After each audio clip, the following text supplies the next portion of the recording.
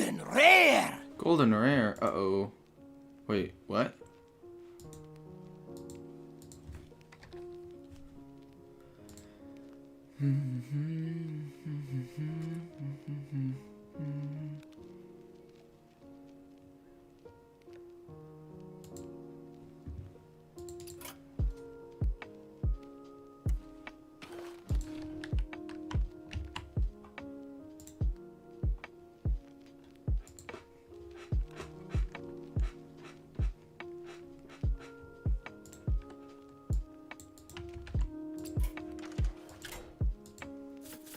Hey man, how's it going?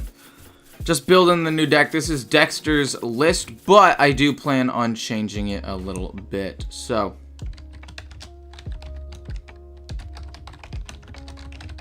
I don't know if I like out-of-friendly minion attacks. I only have one way of triggering the Porcupine, so I feel like I want to take out Tavish. Baron, albeit, is actually pretty good, but I kind of think I want another one of these. Or a broomstick or something. Or a one maker.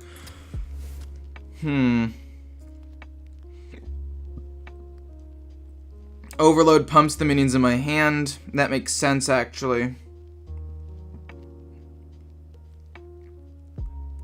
We're gonna run it with this and see if we need to change things as we go. I kind of want to take out this and put in another bow, but I'm unsure. And we'll just run with this. We'll see if I like Adorable Infestation. I mean, I don't really, because I don't think this is a very tempo-based deck. It's more of a get to the position that we need to get to kind of deck. Hey, how's it going, buddy? How's it going? How's it going? How's it going?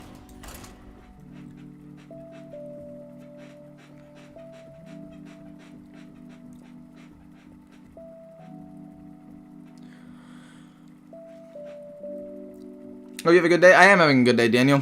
Thank you for wishing that upon me. Or hoping that upon me. I don't know what the correct terminology is for that, but you know what I'm trying to say. Okay, so also, if there are any decks you guys want me to play in the future, let me know.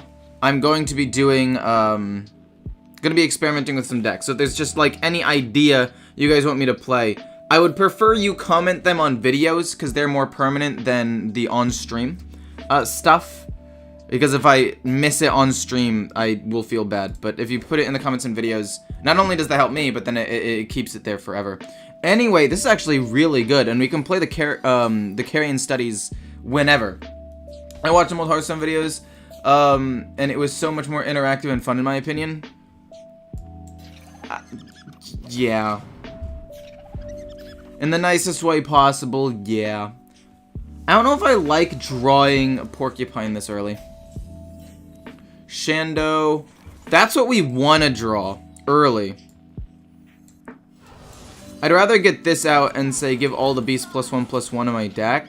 And then just kill this off. Because now he's going to play the weapon next turn, but he can't play the weapon, kill something off, and pump up the minion. Now he has to choose between the minion and the pump. Just come from Gold 10 to Plat 10 with Primordial Druid. Thanks. Well, I'm about to play Primordial Druid. Like, later today. So that's going to be sick. And maybe you can give me some pointers, actually. And be like, I would have done this. I am a Platinum player now. I've mastered the deck because I've played it for quite some time. That sounds sarcastic, but I actually would like to hear what your thought process is on a couple of the things, I guess. That'd be interesting to know. Why didn't he rush into this is my question. Let's go, Mancrick, kill that. We don't need to play this yet. I'll play it next turn. And hope I draw Trampling Rhino, maybe? Trade in, pass. I don't know, I think it's cool that you made it to Plat. Is it the first time? Speaking of first time, I don't know why I said that. I was gonna go for my first sip of water, I guess, of the day. Which is weird, because it's 1. But I did wake up late, so just saying. It's not weird. So I want this to stay alive. Okay, so what's the plan here? I could just go Scavengers, right? And see what I draw. I want to play Dire Frenzy on the Augmented Porcupine, though. But I can't do that right now. We'll do that, see what we draw. We draw the Rhino. That actually is very good, and we can kill this off. And then we can play this next turn as an 8/8 Trampler. That's fine. That works.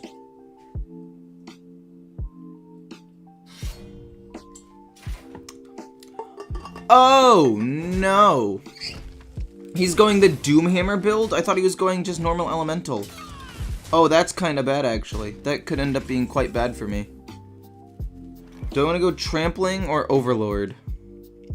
Honestly, the Overlord might be okay, but I think just playing an 8/8 for 5 gives me the tempo that I need to get myself back into the game. He didn't play an Elemental last turn. He played Doomhammer, so he can't Hex this. So this 8/6 is probably going to stay on the board for the foreseeable future.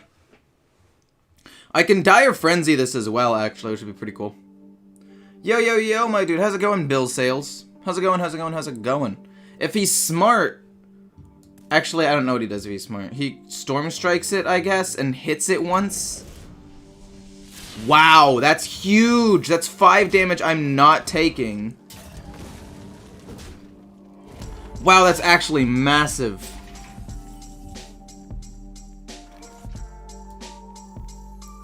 Boom, and then we'll play this to get a minion in my hand to pump up. And then I think I'll play this in this next turn. And then Warsong Wrangler play another one the following turn.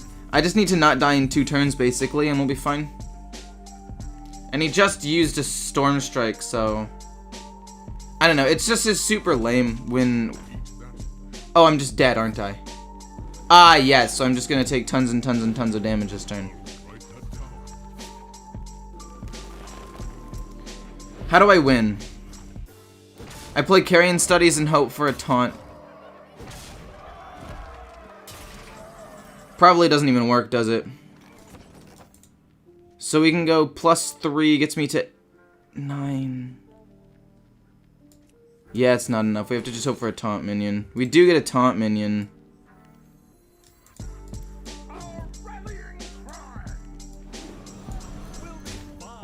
We do get a taunt minion. That's our best chance. But I'm pretty sure I'm still dead. I mean, he gets to play Rockbiter Weapon again, but he has to hit the minion twice, right?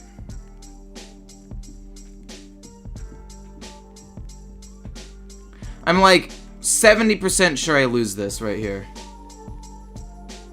But if he has another Rockbiter, it doesn't matter. He has to hit it twice. No, he already played the second Rockbiter from that thing. Why wouldn't you hit my face with that? Oh, well, he had lethal regardless, it didn't matter. I just love Doomhammer. I just love Doomhammer as a card. Doomhammer is so fun to play against. It's just 4 turns of tons and tons and tons of damage with no real interaction at all. Love it. It's so stupid. Like, there's no way to interact with it or stop it in any way. It's so silly. Truly love your content. You're incredibly cool. Thank you so much. I don't know how to say your name.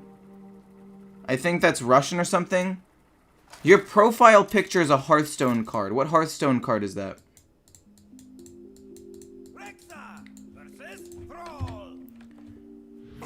What deck is this? This is Porcupine Hunter. Where basically, it's not just the porcupines, but the goal is you want to pump up and play as many porcupines as possible and have them do a ton of damage. And maybe even give it poisonous with the 0 mana spell. I was thinking about running 1 copy of the 0 mana spell that gives a minion poisonous, because then every single little, like, pine will kill. How are you doing today? I'm doing pretty well. You're a top streamer, comma, respect. Well, thanks. I wouldn't say I'm a top streamer, but I appreciate it. The card is Malagos, my first golden card. Well, to be fair, these images are really small. Actually, I could zoom in. Now that you say what it is, I understand, actually. This pumps up a beast in my hand. But I want to play that and this next turn together. So I'm going to play this, draw a card, play this, and then hopefully snowball from there. Although I'm not sure. Of course he has the Arid Stormer. A 2/5 Wind Fury minion's quite balanced. Wolpertinger? That actually is pretty good.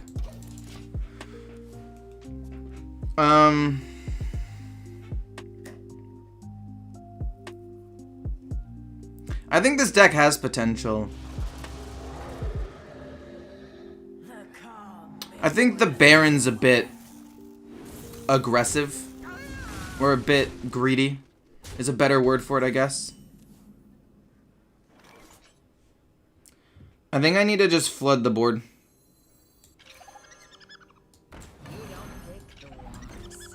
We're gonna just flood. We're gonna just flood this super duper hard. My big turn 4 play, I have to try to kill off the 2-5 and the 2-3 and the 2-2. Or I'm going to lose if I don't somehow kill him off. Don't have the 4-6 taunt. That's the only thing that wrecks me. But it was gonna wreck me regardless because I'd have to trade into it twice. Okay, it's fine. He could go full face, which would be bad, but I go Rinling's Rifle. Oh, okay.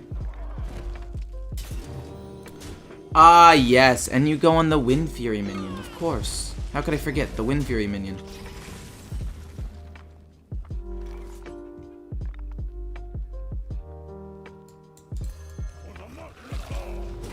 Go for pack tactics, ideally. Snake Trap's also really good. He's gonna try to trade into that, and it gives me stuff, and then we can go Carrion Studies and pop off. 100% you are up there, Hearthstone Hall of Fame. I strongly doubt the Hall of Fame. I mean, I'm not saying that I can't sometime get there, but I'm not in there yet. Thank you and love the content. This is my first time in stream, but watch the videos almost every day. Congrats on the growth. Well, thanks so much, man. 72 viewers and only 9 likes, kind of cringe. That's true. That's true. Kind of cringe. Kind of. But it's fine. I think I want to tracking first. See if I can get something good. If I can get something insane. Like this. This is good. We can get the other Porcupine and start playing them. The only problem I see with this play, and it's not a big deal, is that now the only way that I can get them back in my deck is if I play Dire Frenzy. But also, does that really matter though?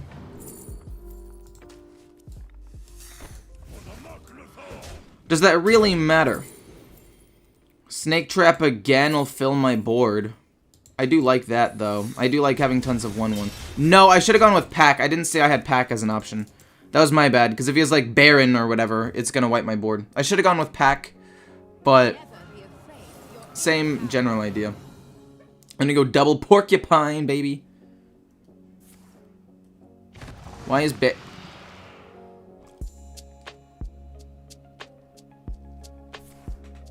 PogChamp, no. Man, I got all excited for that minion, and it just got absolutely removed. That's fine, though.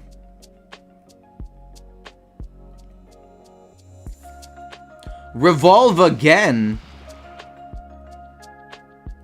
Oh, wait, this doesn't get targeted, though, because it's dormant. That's actually kind of interesting. Then I get Snake. I kill this off. Again, should have been Pack Tactics. That was a pretty big misplay on my part. But I need to make space for these Porcupines anyway, right? This is what the Baron is for, by the way. If these things lived a turn, we'd play Baron and then just have it double activate.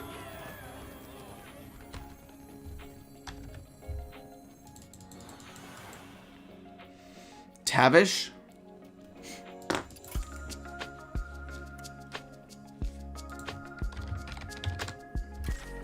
Oh, no, I don't think so. At all, no. How do you trigger it? The only way that you can pull out this is if you get... Like, yes, there are some combos, but... There are very few two... Wait. Tavish combos with... Because this becomes a 4th mana card, right? Because this is a 4 mana minion. I understand. Yeah, I forgot that it changes the mana of the card. I thought it was 2.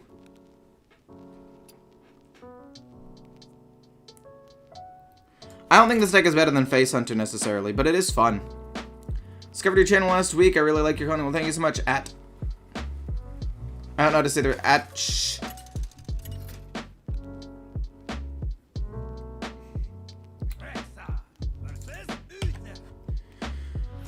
You actually don't want the Tame Beast to summon the Rhino. You want the Tame Beast to summon the Porcupine.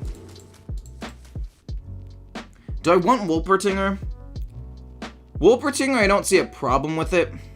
It puts pressure on the board, and so does Carrion Studies. We'll keep both of them. I'm a little bit disappointed. But it's fine. Like, the Wolpertinger is there. You know, now that Hand of a Doll only pumps us up 1 HP, this is kind of a big deal now. Why don't you stream on Twitch? Don't you think you get more views? Absolutely not. Twitch is too saturated. I have more viewers already here on YouTube. I think YouTube is better than Twitch in a lot of ways. Not every way, obviously, but in a decent amount of them. So I just choose not to. Okay, we get a Death Rattle card. Hopefully we can play it like this turn. I could coin out Bloated Python. But if I coin out Bloated Python, then my turn 3 is awkward.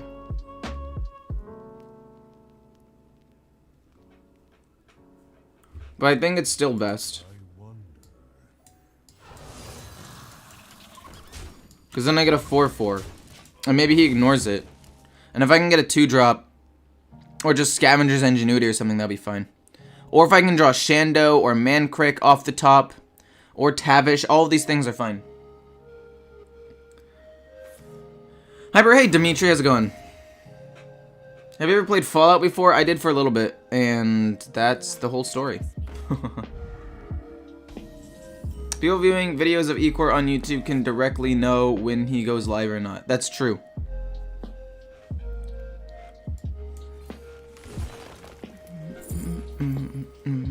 I want to play this in combination with Barrack at some point. I don't want to draw both these, so we'll just take Mancrick and then play this and get rid of the Divine Shield and pass for now.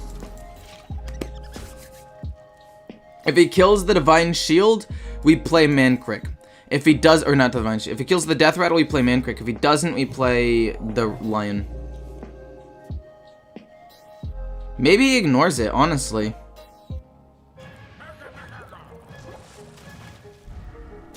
Sick? Okay, that's super sick, actually.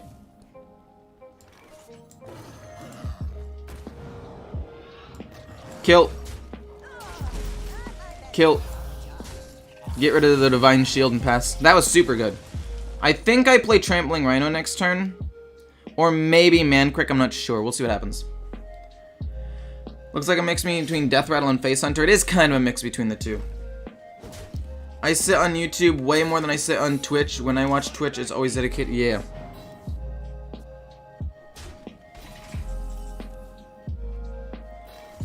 No! You're gone! No!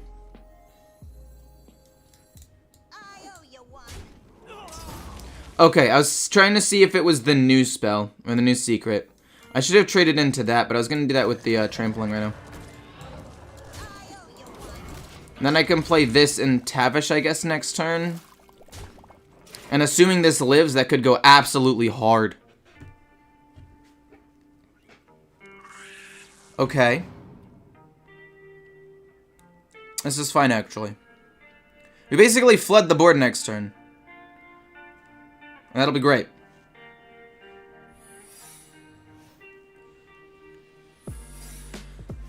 Okay, does he have a 4th secret? He shouldn't have played the other secret then.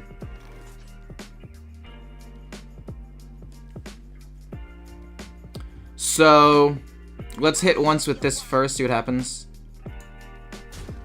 Okay, Reckoning's fine. I wanted that to die more than I wanted this to die. So now we can play 2 cards. We can go Mancrick and Tavish. We slam this in. It pulls out the Lion. We don't copy a Death Rattle, but then this attacks, and then it summons a Porcupine. Big brain stuff here. And now the board's flooded. We can Dire Frenzy it next turn if need, or play Barrack and we're popping. Tavish went nuts that turn, it's true. With the correct setup, he can be huge. What the fuck? What were the odds of getting that? Your biggest minion in your deck? Probably.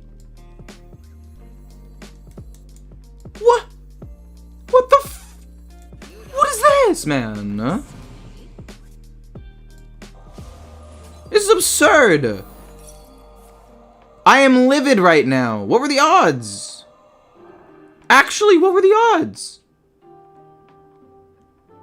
Oh, that's fine. It gives me some cards. That's not bad. Oh, that's actually a pretty good card too.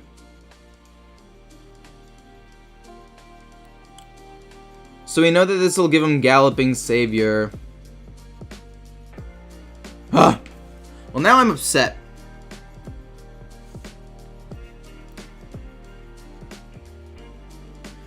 I think we do still play this though. On this. It's either that or play on this. I want to play the Porcupines, but I think on this would be better.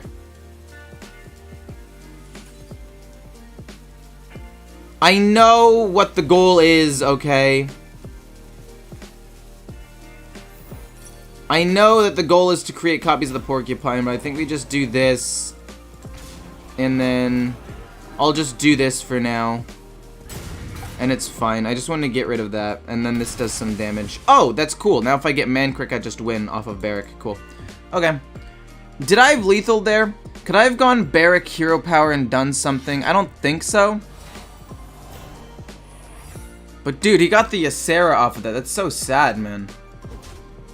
Remember to hit the like button. It helps him out a lot, and it's free. True, it is free. It is free. Oh, this kills that and does 2 damage anyway. Woo!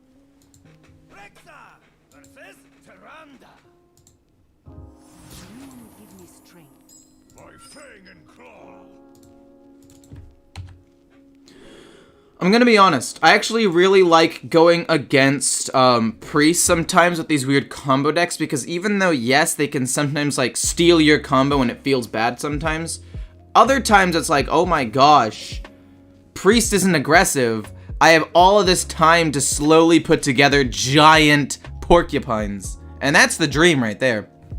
Wanna play Teamfight later?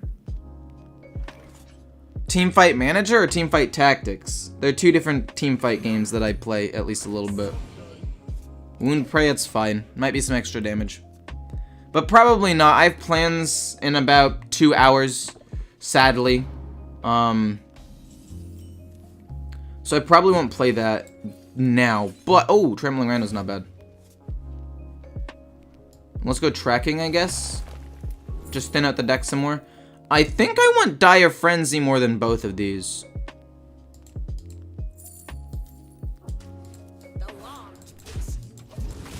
I want to play Moorsong Wrangler after I Dire Frenzy a Porcupine. Give all copies of it wherever they are +2/+1. So if I put new copies into the deck, it doesn't do anything though. Which is somewhat problematic, but at the same time, I feel like it's still my best play. Because then I can pump one of them up with this anyway. Oh! Oh, well, it doesn't even... Oh, sure, fine, I'll just take Trampling Rhino then. That's fine. A little disappointing, but that's fine. Do you think Priest is making the game worse? Heard such opinion, want to hear yours. Nope. I think tons and tons of aggro and uninteractive gameplay makes the game worse. Like, there are positions where it feels like I can't do anything. There are situations where it feels like I can't do anything. Like, I played against a Doomhammer Shaman earlier today. And the only thing I could do, I guess, is run Acidic Swamp Ooze. Technically, yes, that could have worked. But I don't have space for an Acidic Swamp Ooze in this deck. Or put up a Taunt, which I don't have. So I basically just had to sit there and let him Rockbiter Weapon twice, and then Rockbiter Weapon twice, and then win. And I just didn't know what to do exactly. I'm just trying to use my mana efficiently here. If he doesn't play a minion, this is fine. I'll just save these cards in my hand, it's fine.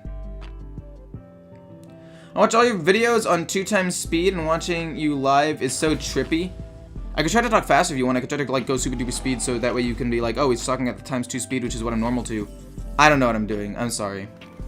I do talk fast normally though, so I mean it's not that weird. So this is a 9/8. I could kill that,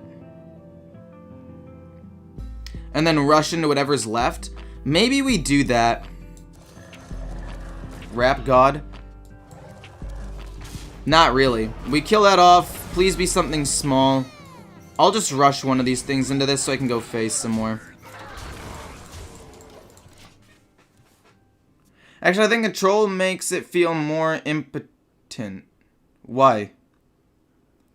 I have priest, or I have all priest cards. I'm Diamond 5 to, and I'm blocked from Diamond 5 to Legend. Weird. So I want to play the Og Merchant and or not the Og Merchant. I want to play this and Dire Frenzy, but also I feel like this with Dire Frenzy would be insane. We're gonna do this though. Even if he silences this somehow, it's fine because I have 3 more in the deck, and then Warsong Wrangler will be insane. Where's the Serpent Bloom? Oh yeah, I was gonna run 1 Serpent Bloom. Because then this thing will just poisonous, maybe even wipe his board. That'd be sick. You're right, I should run that. But what do I take out for is the question.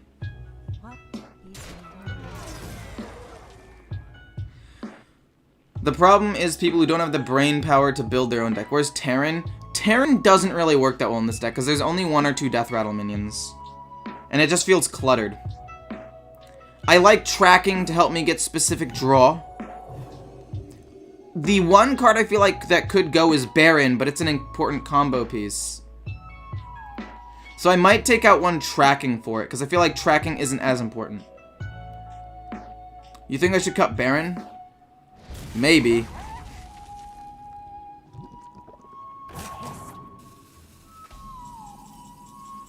Oh my gosh! This should be illegal. No, like, actually, oh my goodness gracious. And then we just draw 1, most likely? Oh my god! This is so illegal! Oh my god! PogChamp! We've got like 6 in the deck right now, all of which are huge. Did Mancrit get nerfed? He got nerfed a while ago. He now summons a 3/7 instead of a 3/10. Care for silence? Dude, even if he silences this and I'm like, oh darn, I just drop a 3-mana 7/8 that does 7 damage next turn. E-core intro here. Oh, no? Weird. Odd. What? No! What? Okay, so we have to actually... Okay, we can kill that. It's just... That's... I hate this game. I hate this game. The game is stupid. That's all I gotta say, man.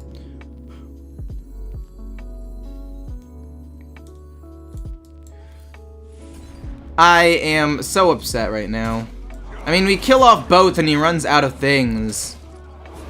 Do I want to play Shando and copy this? Or do I want to play Shando and pump up these? I mean, if I copy this... I should have played it sooner, but if I copy this to do 4 more damage...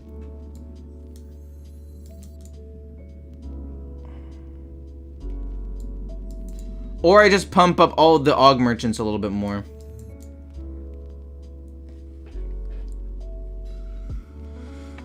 I'm gonna say pump.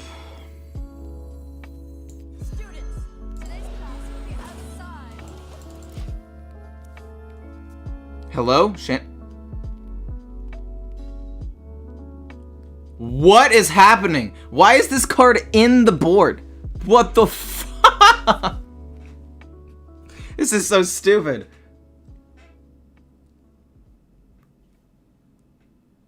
Tabit should have been so good there. I don't have any 5-cost beasts in the deck. I wouldn't have summoned... Oh! Oh, I'm an idiot. I have the lion... That's right. So, okay, there we go. It's fixed. Never seen that glitch before. I think I'm gonna play the Porcupine first, and then play the Karen Studies, so that way I can pick something expensive, maybe pick it next turn. I was thinking this is a 6 cost. It doesn't get the Augment, or the Porcupine. But I play Tavish, and then it summons this. So I shouldn't have played this. I should have gone Tavish, Rhino, and then it would have summoned a Lion, and then I could use the Lion again. That was my bad. That was my bad. I try to pick the most expensive thing. Actually, maybe we go for the thing that draws me a card and thins my deck out, I guess. This isn't gonna summon anything anymore. This kills that off, I guess, and then this goes face, I guess, and... I kinda trolled with Tavish. I don't have any 2-cost minions. I did mess up. Okay, in my defense, I'm not super used to this deck yet, okay?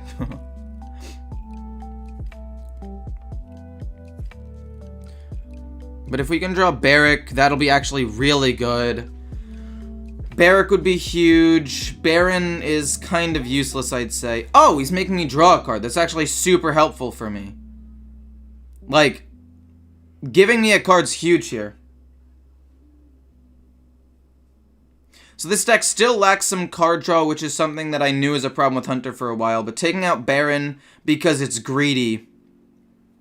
Putting in the Poison card, maybe, would be good. Honestly, I might use that on, the 2-1 to draw a card. Honestly, depends on what happens. Actually, no! Wait, we have Tavish. Wait, okay, he saved me. Thank you. You actually saved my life here. Oh! Wait, that only does 2 damage. It's fine.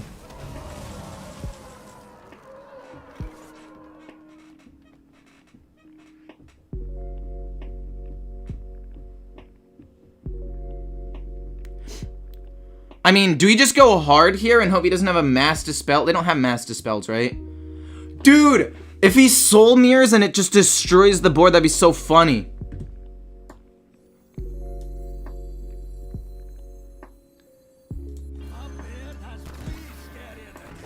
Copy this Death Rattle. I think I want to kill off this because it's the biggest thing. But if I kill off this, Porcupine will probably kill this off anyway. Kill it! We get a Porcupine, let's go! Slam 'em! More Porcupines! Honestly, this is so much fun, man.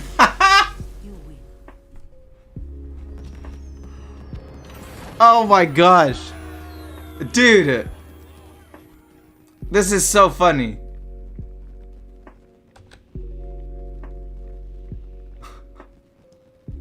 This deck puts a smile on my face, man.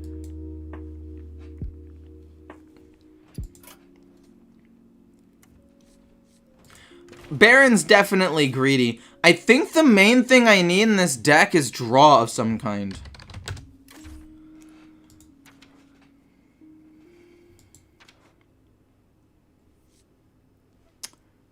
Talon potentially could be good to draw me a card, although he's a bit expensive. The Claw Machine. No, that's too expensive as well.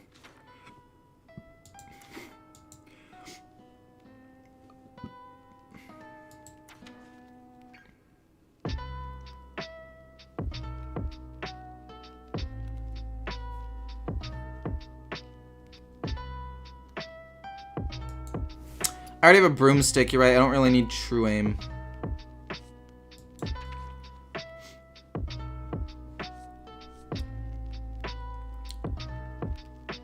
No, in most matchups, I'm not going to run out of cards, though.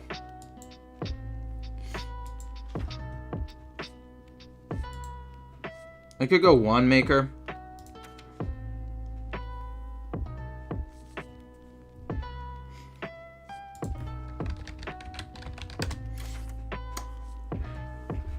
That is big brain. That is huge brain, actually.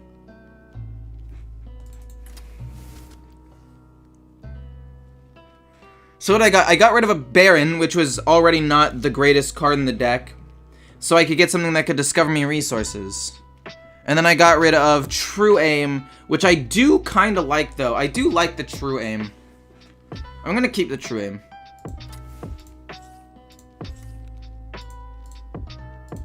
I'm gonna run one True Aim. The reason why I think it's good is because it works really well with Tavish, potentially. Like, I could have the Trampling Rhino attack a second timer, and works really well with... Nah, we'll go with Double Selective Breeder, it's fine.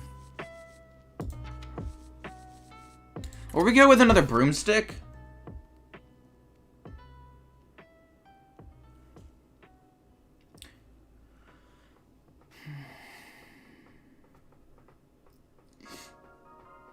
I kind of do want a second Broomstick, though.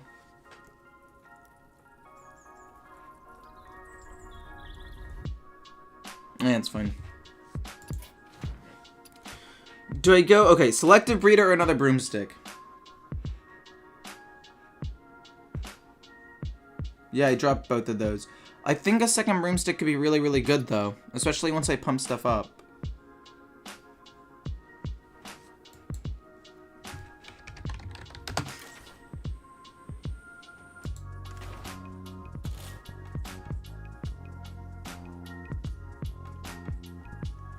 But the problem with this is it could summon, like, Wolpertinger.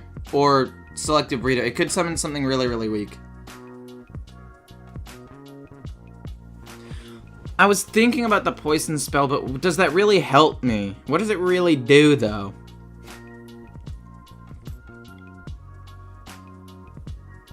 Like, it's a very situationally good card.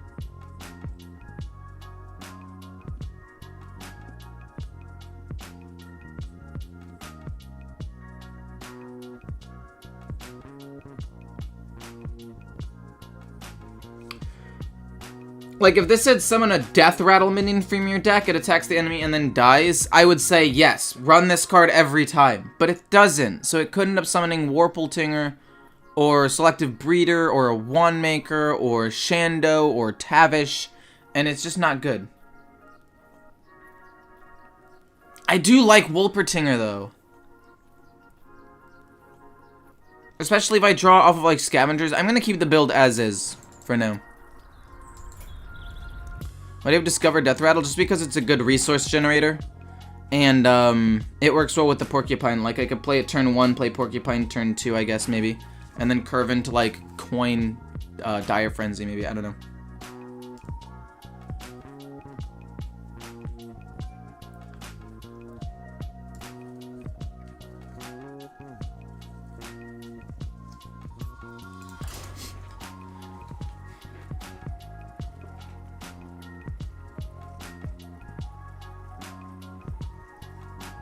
This combo deck is just silly.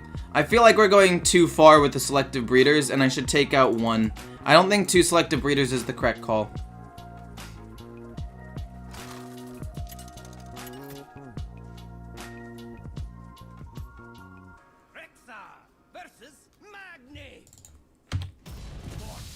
Like, the Selective Breeder has potential, but I don't think it's that good. We definitely don't keep either of these. This is a slightly slower deck. It's not face, so I think keeping the Warsong Wrangler is actually good in this matchup. Okay. Wandmaker is fine. Probably play it turn 2 for board presence. And then Scavenger's Ingenuity turn 3 with the 1-drop spell. He's going to play the 2-3, and I'm going to be like, well, how do I deal with that now? He's about to play a Rush Minion and pop off with it. What do I do against that, man? There's very little that I can actually do against that 2-3. So he's gonna snowball a little bit. Are you capable of making a viable Warlock deck? I tried to make him Control Warlock, and it did okay. Control Warlock wasn't terrible.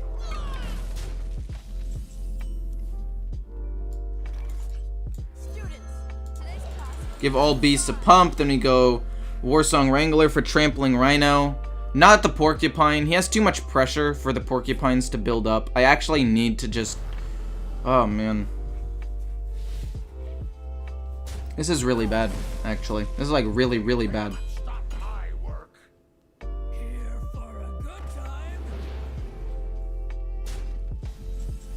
This is quite Bad. Please give me Rhino. Okay, we can play that and kill this, and then we can play this next turn.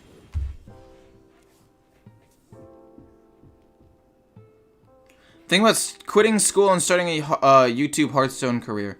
No, don't do that, Sebastian. You aren't even ready for this. Here for a good time. Here for a good time. Yeah, I had no response to the early 2-3, so I just lose then. That's unfortunate.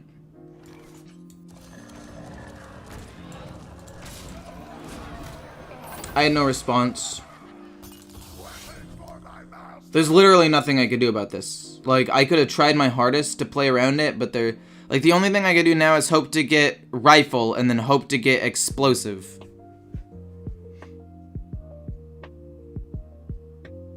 Yeah, I should drop Selective Breeder. Put back in one maker. Yeah, we're dead. We lost GG. Parade Leader turn 2 into Bumper Car is one of the strongest openings in any deck.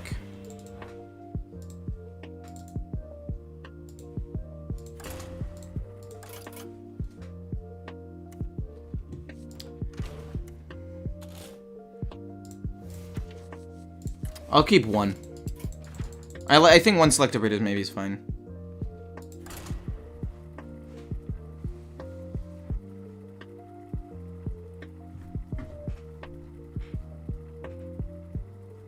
Hey Chad, how's it going?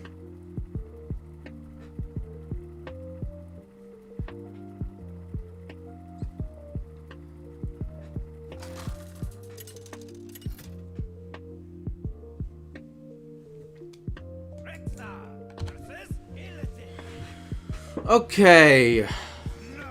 We got some good early game.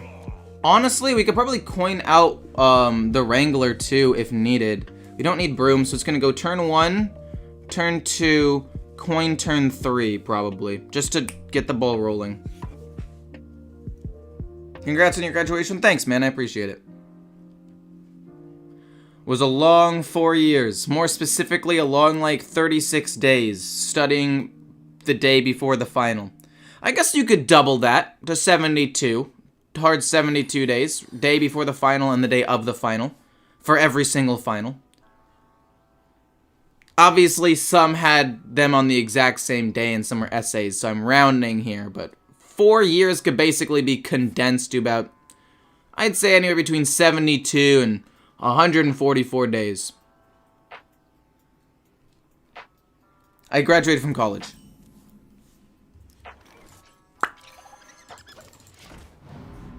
Illidari studies for his turn 1, interesting.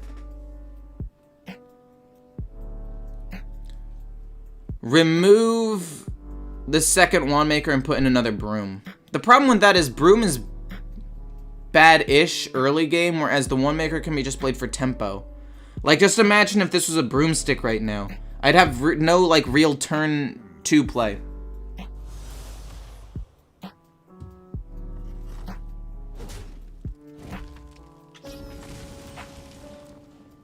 Guess I could play Scavenge Ingenuity. I guess that's fair. It's fine, I could remove something.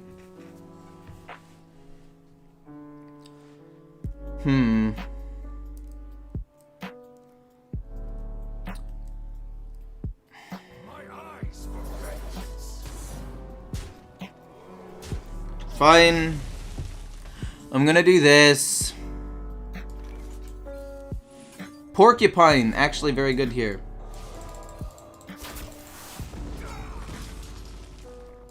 This will pump up more minions. No, I want to play that after I play Dire. 4-6. That's going to be hard-ish to remove, I guess. Not impossible, though.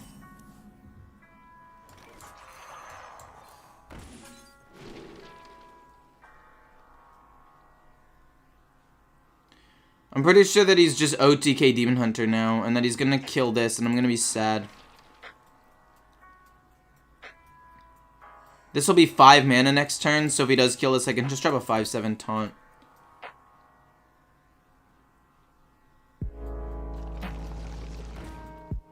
Is he big? He might be big.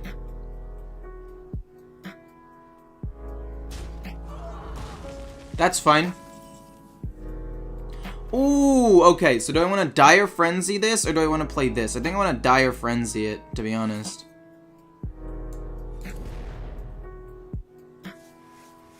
And just slam him. We can play this next turn as well. We could probably play this, coin out, and copy something, and it's just going to be huge. That works, that works.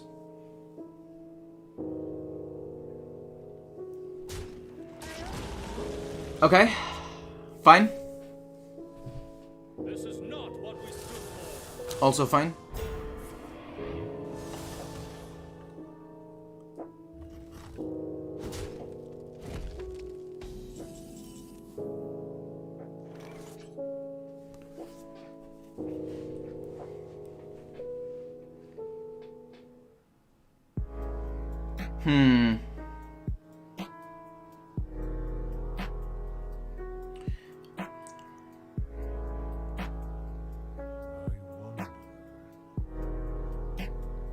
Shando, coin, this. And then next turn it'll be like this, and then one porcupine, I guess. That works. That's fine.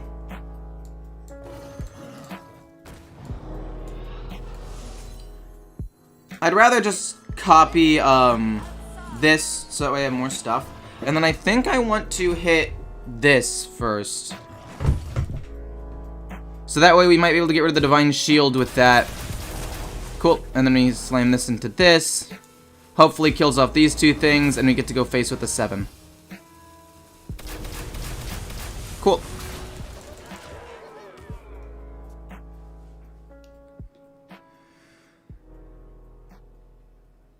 Do you think DN would work in this deck? DN. What's DN again?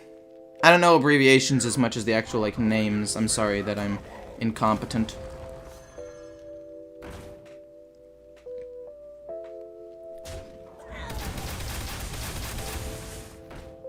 Oof. Rough. So we go... There's no way I actually end up losing this game, right? There's no way that I end up losing this.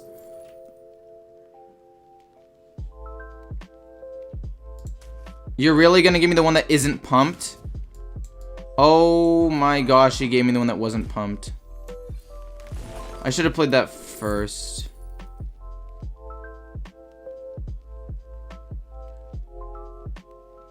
Oh no. We'll take trampling.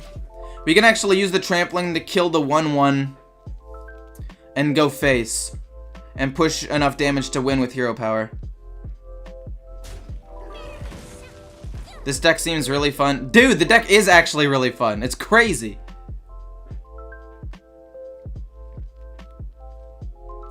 Odd. I can't believe he gave me the one that wasn't pumped. Like, I could have got 5 7s instead. Okay.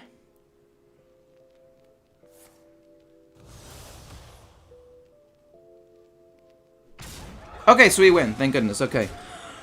Whew. Okay, I was close. We kind of got unlucky. But then it turned out that we got super duper lucky. Hit, hero power, win. If I didn't have lethal, I could have killed one, Tame Beast killed that, and probably not died the next turn either and won. Right now, hero power, Pog, champ.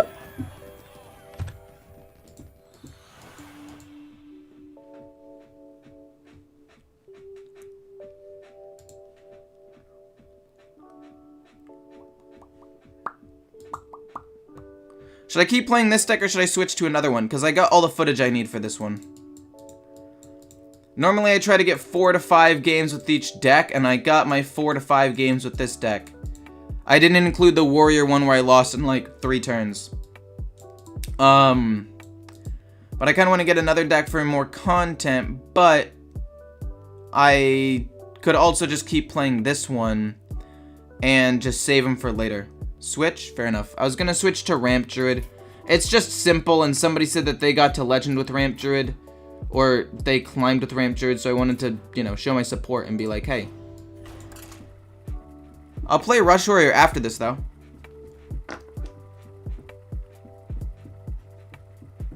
Purpose of the porcupine to do tons of damage.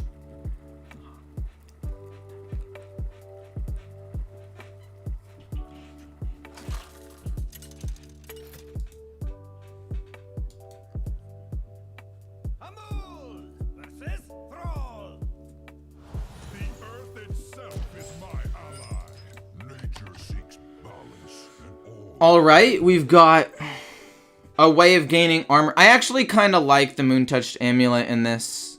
Lightning Bloom feels like overkill. I feel like there are other things I could do to draw cards or look for guardian animals or something. I could just Overgrowth turn 4. Like, the Lightning Bloom doesn't really accelerate stuff that much.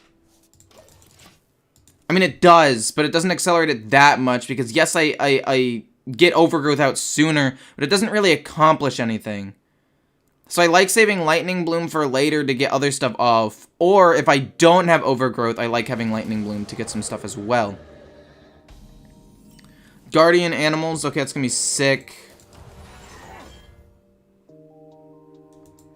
To be fair, Lightning Blooming out this and then playing this the following turn would be kind of insane, actually. No, okay. I'm just not as up to date with this deck. Keeping Lightning Bloom if I have Overgrowth and Moon-Touched Amulet would have been the correct play, yes. Because I could have just killed the 1-3, I guess. Promised us an ASMR stream. Get me to 24,000 subscribers, and I'm gonna do a hot tub stream. Probably. I'll have to set that up somehow. And I'll do another stream as well. I'll do an ASMR stream, man. Just chill, okay? There's a goal over the 24-hour stream. I might not do it on the 24-hour stream, but if I do, I'll do a 24-hour stream and then an ASMR thing. If you guys actually want it, I'll do a poll. And if people actually want it, I will attempt it. How is it that every shaman you face has that elemental turn 1? Dude, I was about to ask the same thing. I'm glad to know that I'm not crazy though, because apparently it does happen every single time, and it's really freaking annoying.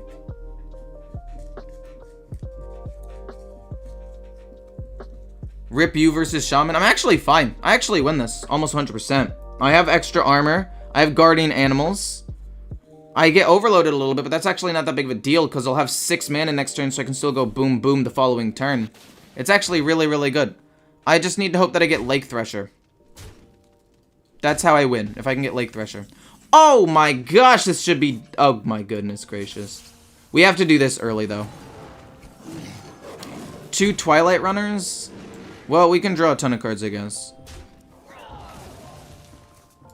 Kill off these 2 so he doesn't snowball.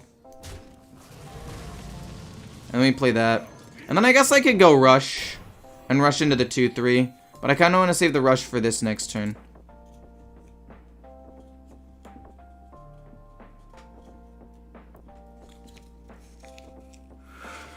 Interesting. I could just kill that off, though. We'll just kill that off. It's fine. Just more stuff on the board. If you double-click the deck twice, then open settings and change resolution, they don't save, and then double-click the deck again, and you're guaranteed to draw on curve. Interesting. What's the absolute worst deck in your... Oh, that was a good play. No! No! Wow, he actually popped off there. That's kind of good for him, I guess.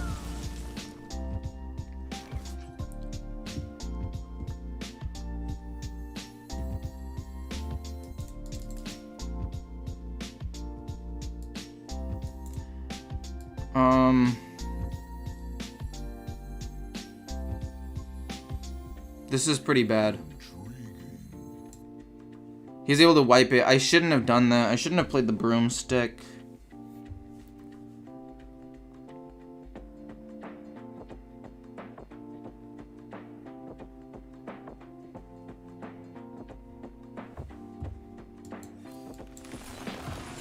We just gain armor. We don't attack, it doesn't kill it, there's no reason to. Then we can play Survival next turn, and then Carnival Clown. Where are you from? Yeah, that was a bit greedy. But I feel like into a matchup like this, I need to get as much tempo as possible and limit his tempo. Just because if I don't, I'm gonna get wrecked. I was not born in Botswana, I was born in California. Born and raised, and I'm still here, baby.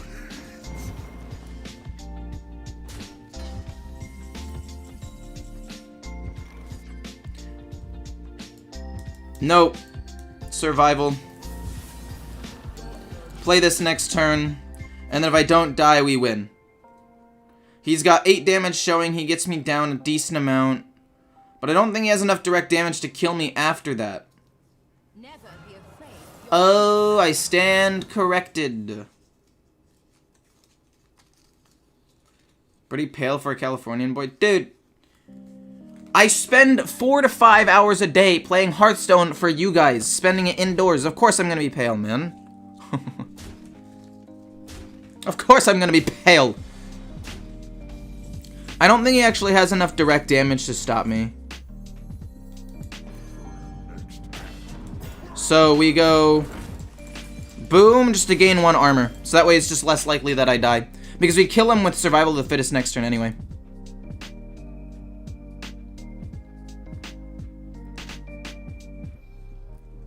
So I think they just win, right?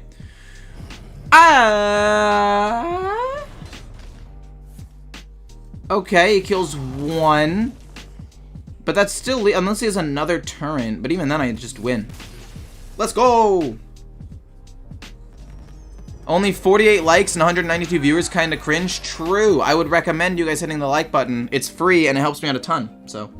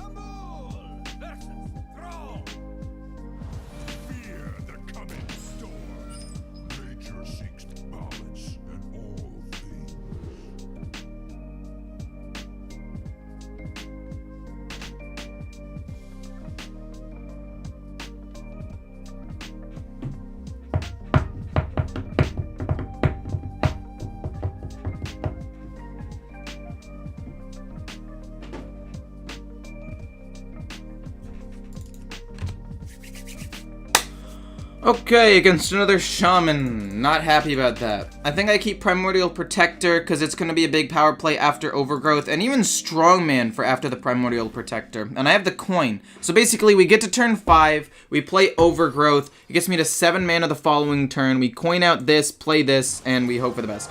Dude! Every Shaman has this, man. At what point are you going to stop screwing with me, Hearthstone? Eager, how you doing? Just started the stream. Hey man, how's it going? I'm doing pretty well. Innervate is good though. That is true. It's probably wait, 1, 2, 3, 4, 5, 6, 7, 8, 9 versus 1, 2, 3, 4, 5, 6, 7, 8, 9, 10, 11. So it's statistically most likely to be less, but if it's not, it's no big deal.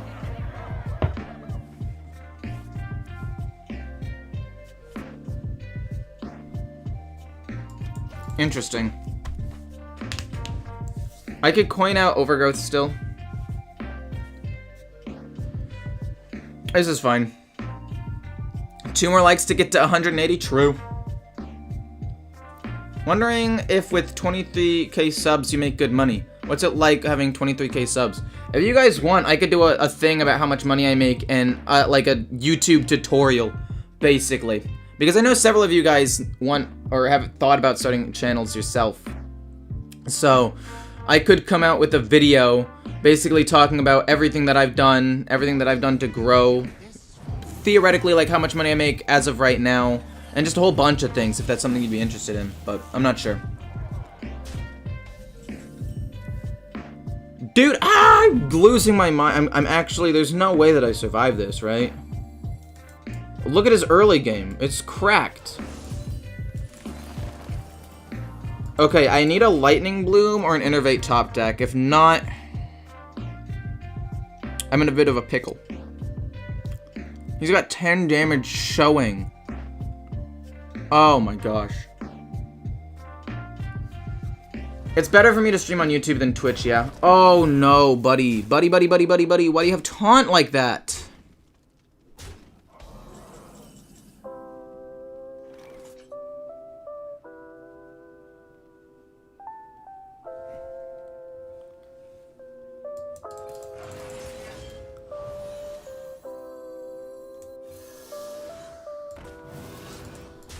We can kill that off. We take a little bit less damage. Now I'm at 13. He is 11. Yeah, I'm basically dead.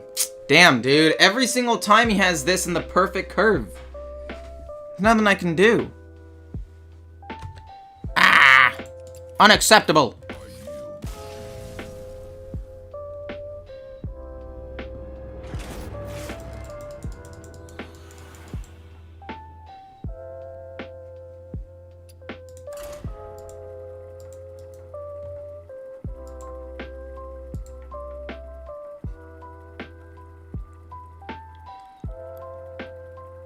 What's the worst meta deck? I don't know. I think this deck's pretty decent, actually. I'd say the worst meta deck is, like, Spell Mage. It's complete, total garbage.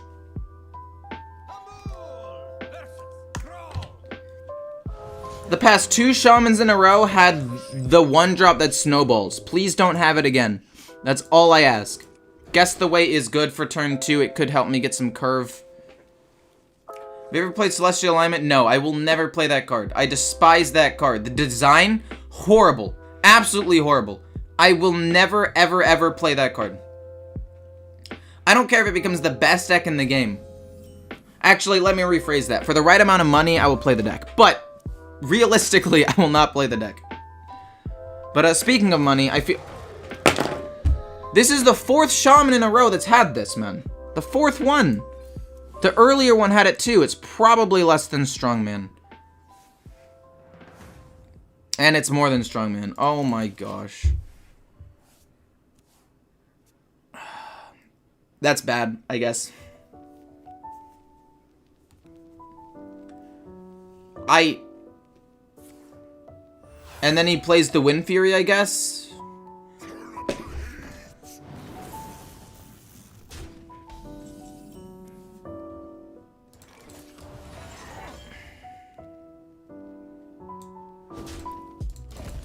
Give me ramp next turn, or maybe innervate so it's like temporary ramp so I can play guardian animals, because right now I'm getting absolutely dumpstered.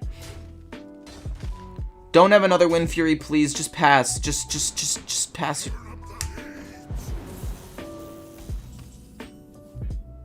I hate this game.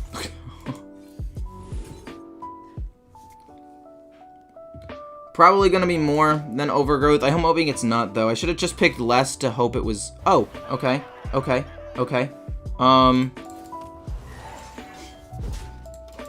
Yeah, I'm basically dead, though.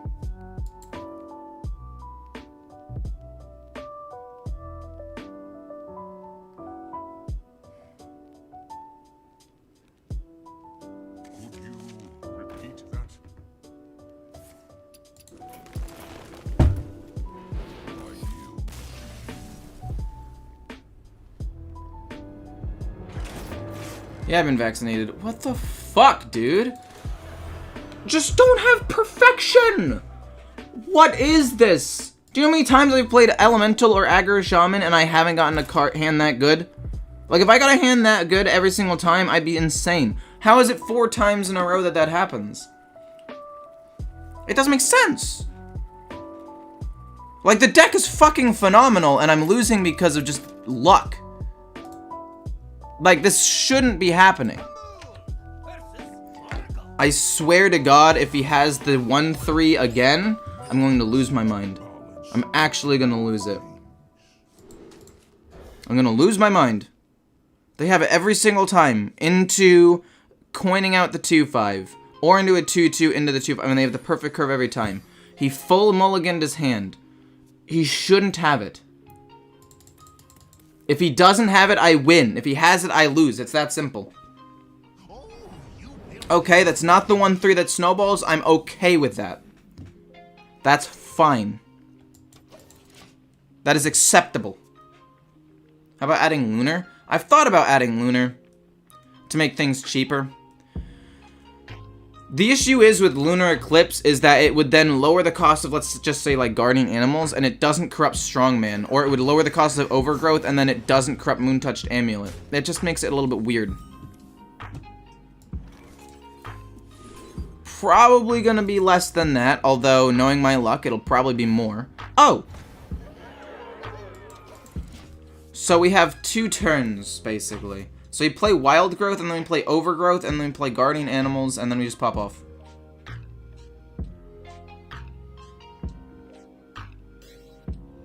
They heard you begging for a Shaman buff. I'm not sad that Shaman was buffed. I think that it's fine. Statistically speaking, how likely is it that he has both of the Wind Fury cards in hand with a 1-drop elemental to get everything started?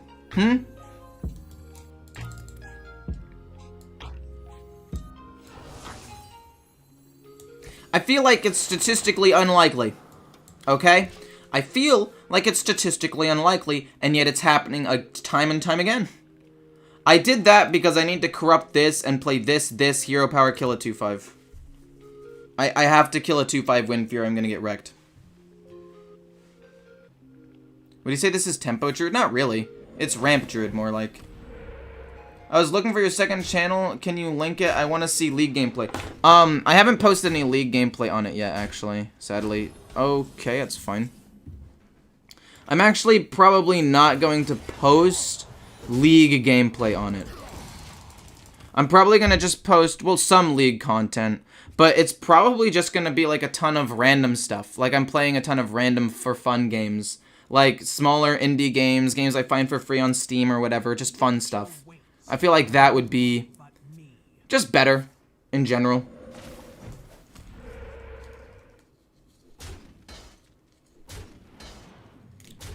It's it's not 2/30 to the power of 4 because they're like permutations and whatnot, all that jazz.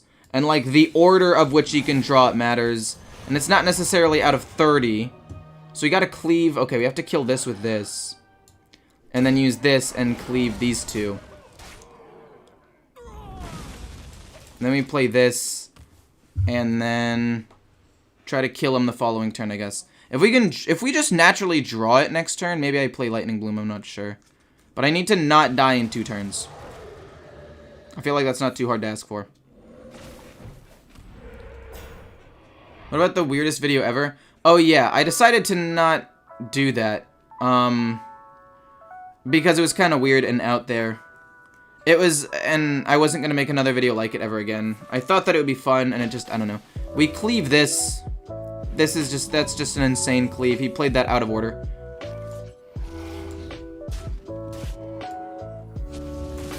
This draws me Survival of the Fittest.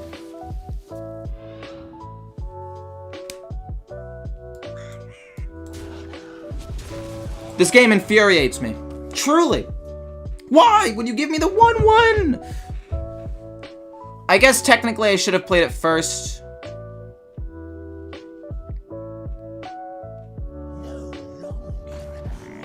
I'm losing my mind. Survival of the Fittest adds 12 damage though, so as long as I don't die, I win. But still, it's cringe. I mean, this is still game. We still win.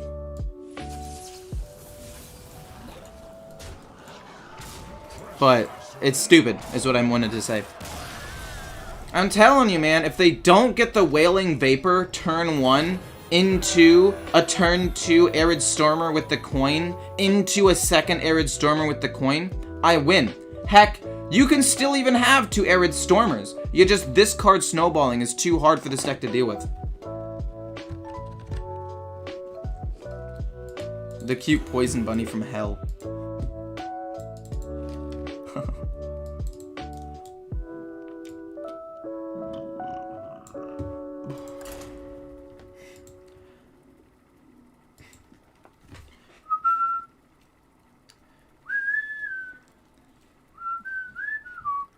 Do you think Trump knows about you? Probably not. Honestly, Dexter barely even knows that I exist. I feel like Dexter doesn't even know I exist, and he's 1/10 the size of Trump. I am a small fry in this giant pond of Hearthstone.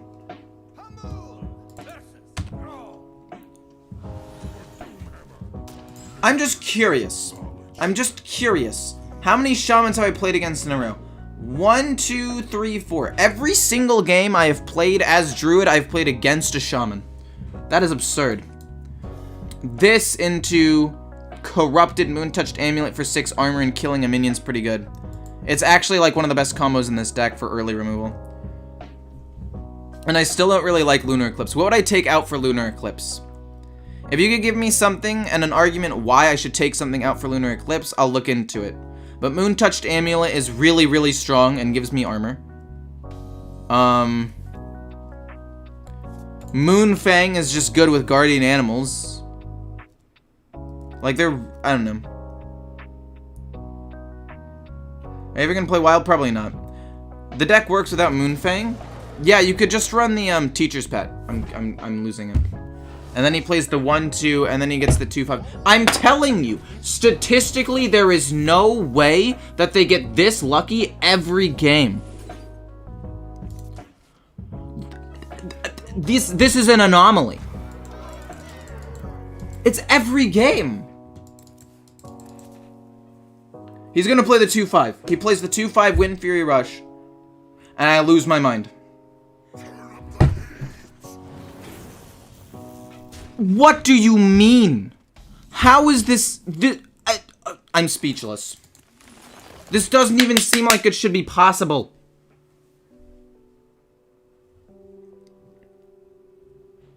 He has another one, doesn't he? Oh wait, okay. Well, he just And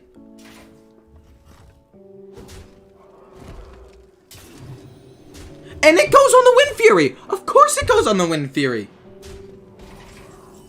Of course. Of course it does, man. I'd be an idiot to think that it didn't. I'm literally dead on board. Oh my gosh, I literally am dead on board turn 4.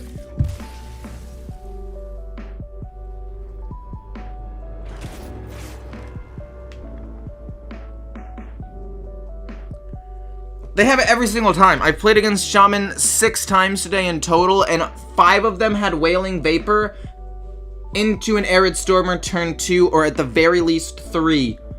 5 of those 6 games. And I still ended up beating 2 of the ones that did that, and the one that didn't. Like, it's... oh my god.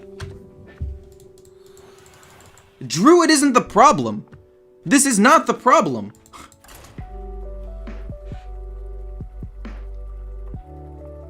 I'd say Elemental Shaman is... no, Token Druid I think is the best deck in the game. Personally.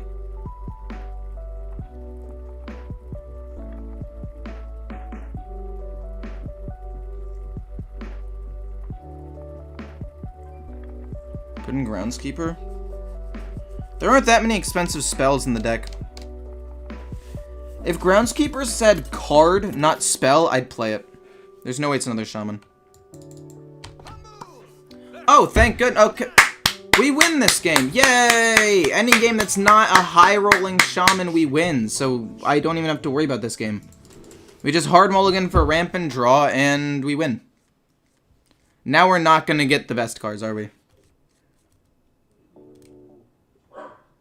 Play Lunar Eclipse instead of Wild Growth. But I need ramp. I need the consistency. There are going to be a lot of games where I don't get Overgrowth. But I guess I could take it out and put in Lunar Eclipse to deal with Shaman and Hunter, I guess. There is so much untapped power. Oh my god, it's Zoo. Oh my god, it's Zoo.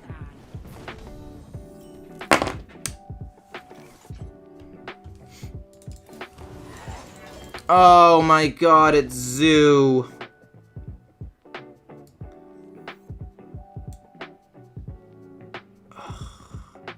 But I think Wild Growth is good. I mean, I guess if I didn't have Wild Growth and it was Lunar Eclipse, I could kill the 3/2 this turn, I guess, technically.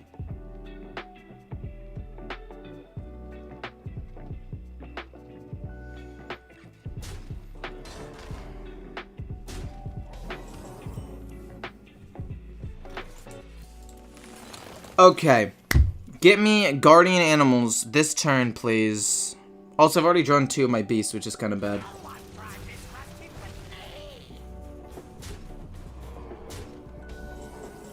Wait, is it not Zoo? I don't understand exactly what's happening here. Why do you run Envoy?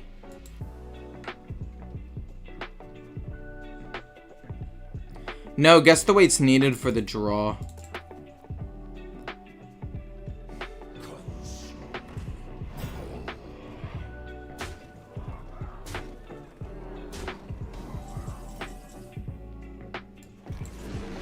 Give me something good. I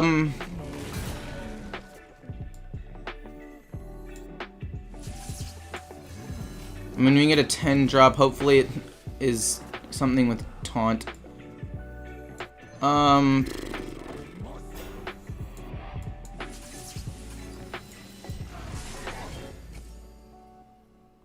Do I kill this off so he can't play demons for cheaper because we know he has another demon in his hand? Then we just play this next turn. Oh my gosh. Maybe I shouldn't have done that. I could have saved it and maybe... No, I should have done that. That was still the correct play. Warlock doesn't have direct damage and he's going zoo, so he doesn't have like insane removal. These big minions are worth it.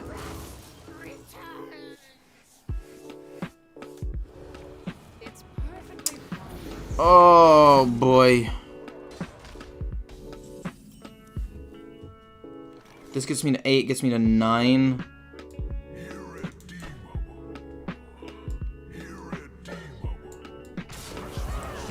I need to not die. Oh my gosh. Oh! Got a question for you. I've tested Death Rattle Hunter. I'm wondering, why do you not play Broomstick? That's a good question. To assure Talon to avoid devolving, for example. That's a good question.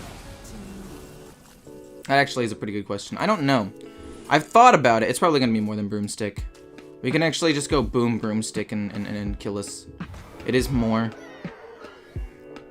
But I think the reason is because, like, what would I take out for it, basically?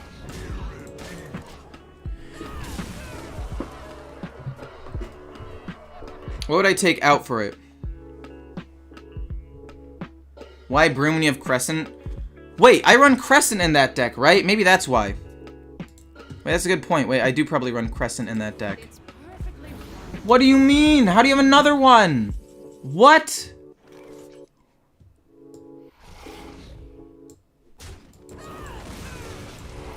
We play both of these. And we play Survival of the Fittest next turn, and we hope it's enough to win.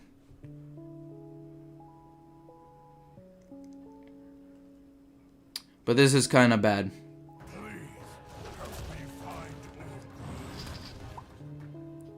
If he doesn't play a taunt, I win. That's fine. Yeah, we win. Cool. GG. Well played.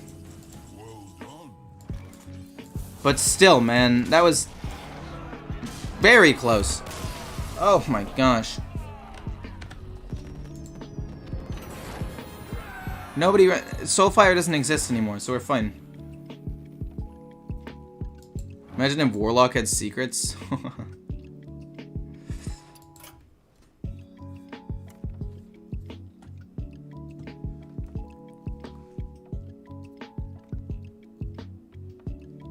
Surely unfun and balanced, yeah. Looking at the deck, what do I take out for a Lunar Eclipse to help deal with aggro early game? What would I take out? You said take out Wild Growth? It feels so weird to me. It feels very weird to me. Let's... Hold up.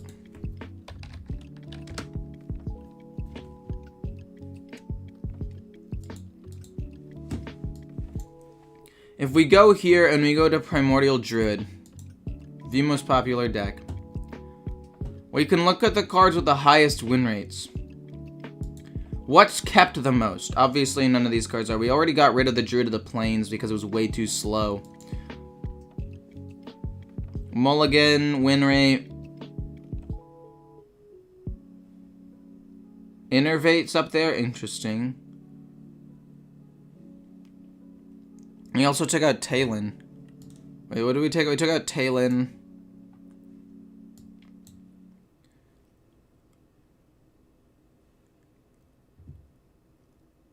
We took out Talon and put in Yashiraj for more value late game. Mostly against Warlock and Priest, which is helpful.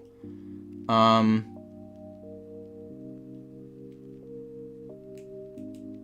because it combos well with Moontouched Amulet.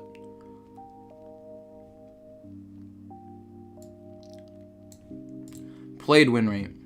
Yeah, like he lost a ton. This lost a ton. They were useless cards that I took out. Guess the weight. I guess I take it out instead of guess the weight, but drawing 2 cards is good. But I guess most of the, or like half the time or a little less than half the time, it's only a 2-mana draw 1 without a body of any sort. Let's try it without that then. Let's try it without that. And just hard mulligan for more stuff.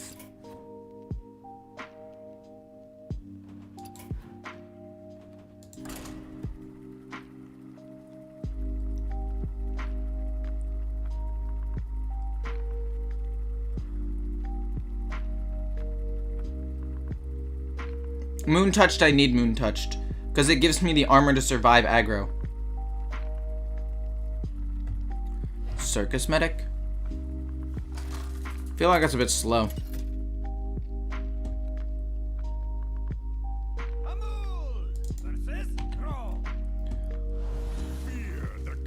my gosh, so many shamans, man. Too many shamans, some might even say.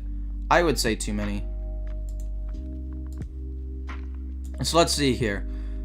The Lightning Bloom is kept a lot, and it's got a decent win rate, but I don't think I need 2. I think there are more important cards I'd rather draw, like Lunar Eclipse to kill off his stupid minion. Oh, let's go. Let's go. This is gonna be sick. He plays it, but then what do I do? Oh. Well, okay then. That's fine. Wasn't expecting that.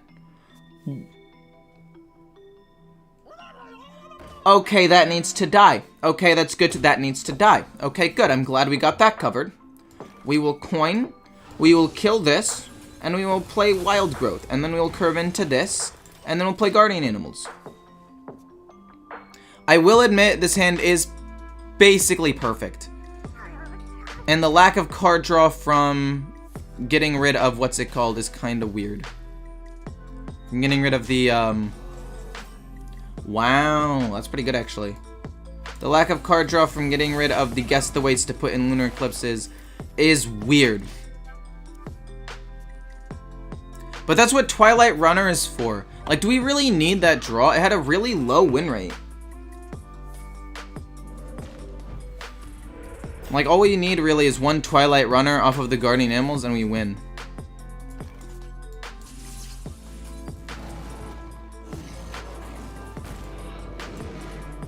We kill it, we get 2 things here, it's fine.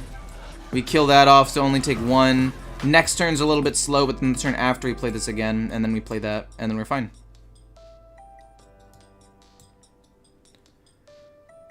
Murloc Shaman. Dude, I'm actually not even upset with this Murloc Shaman. If I lose to this, that's kind of cool. Okay. Well, never mind. Well, I guess Lunar Eclipse is kind of poggers then. Basically shut down his, the Scout. Basically, killing this Scout and making him not get extra stats off of the, other Murlocs. And having 2 Lunar Eclipse to kill this and this pumped up. I think basically just won me the game.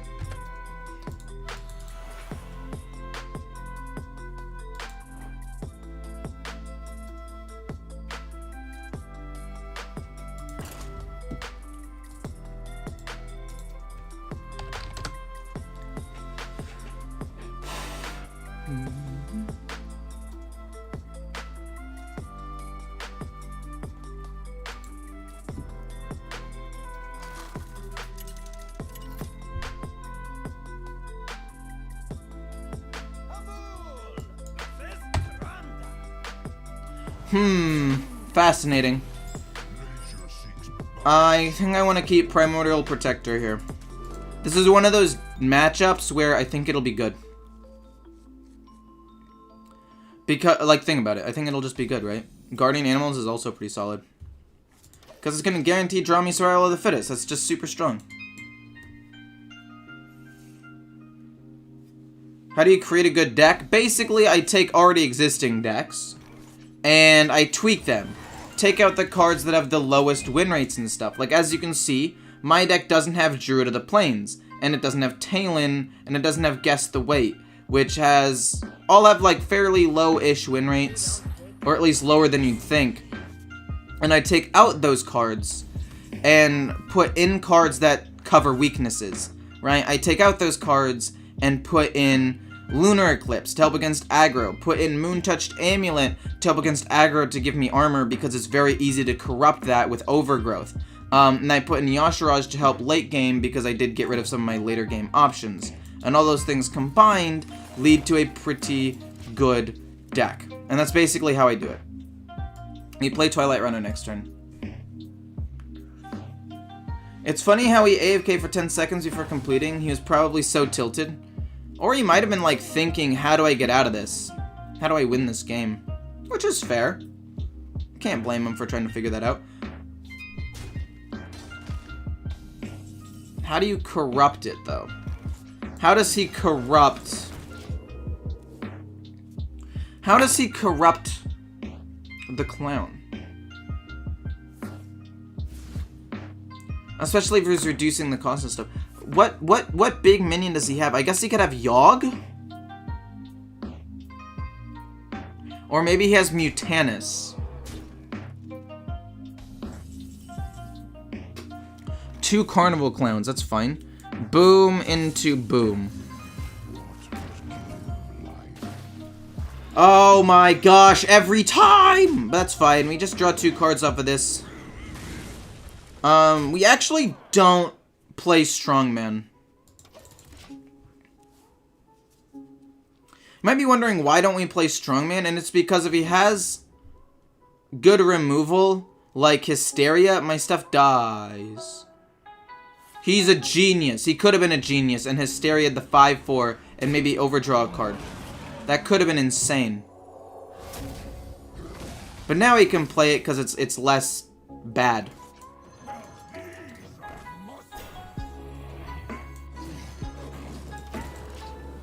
I have to play Guardian Animals next turn to thin out my deck a little bit more.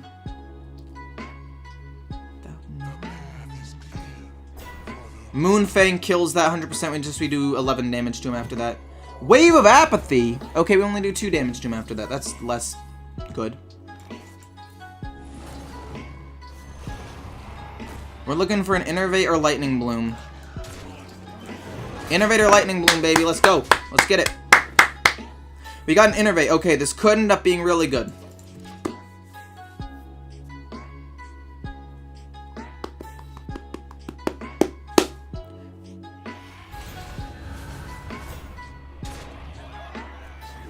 That sucks. Oh, the cleave is insane!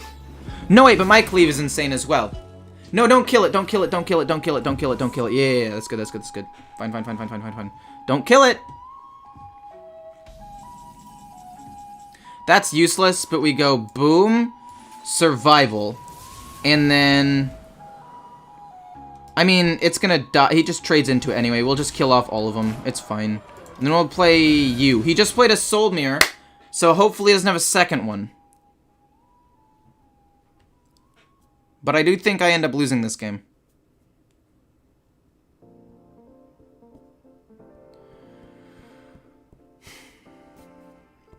If he has another Soul Mirror, I'm 100% dead. Share your thoughts with the class now.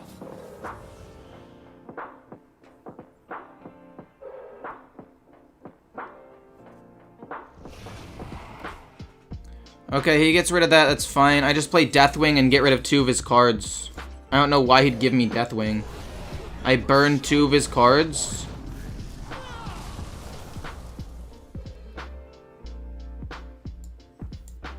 And then I play Raise Dead. Wait, because I didn't want him to get this back. That's fine. That's kind of bad. But also, it's not that bad. His thing's corrupted. I mean, he was going to get corrupted by Deathwing. Wait, no it wasn't, because Deathwing cost 9 for him.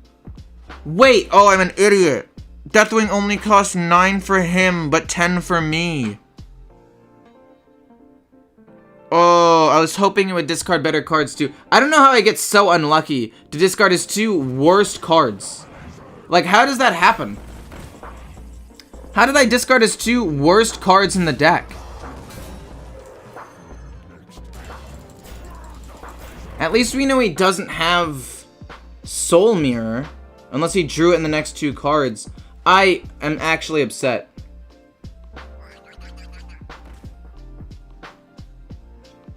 I trolled. I actually just trolled myself this game so hard. I don't deserve to win. I actually just don't deserve to win.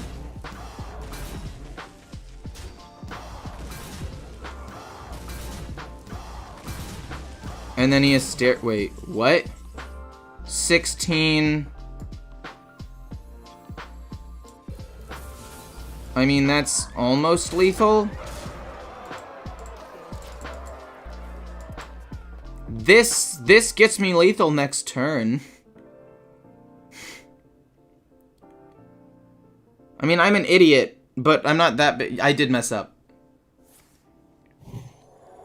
Look, man, I'm an idiot. I realize this.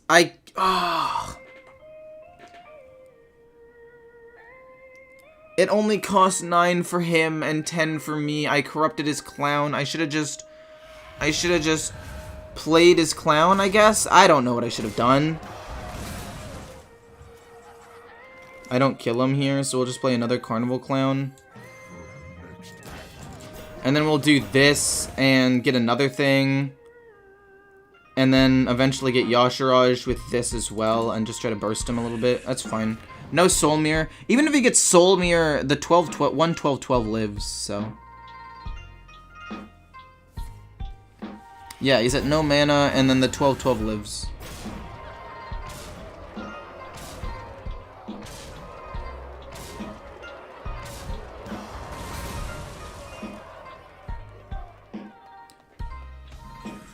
Thank goodness, man.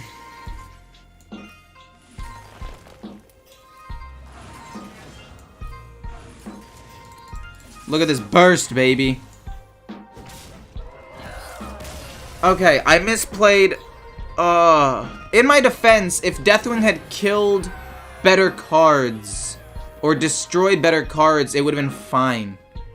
Also.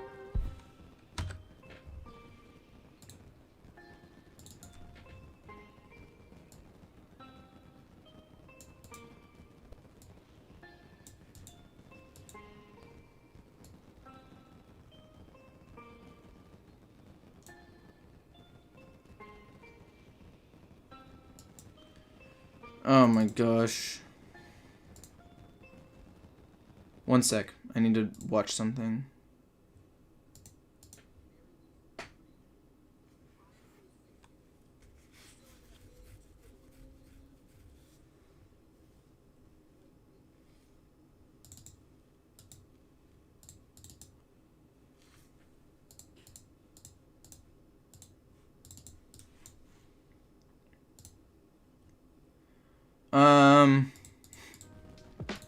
So like here, right?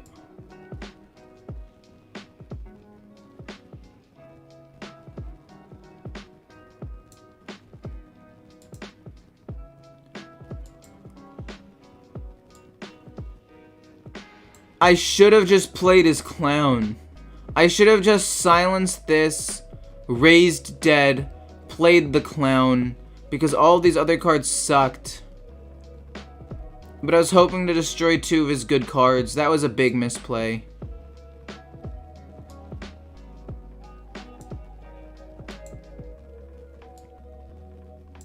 So I silence, play clown.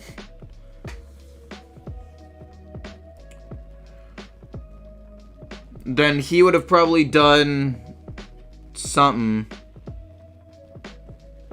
Discovered some spells, all that. He wouldn't have cleaved. He would have killed one of them with this.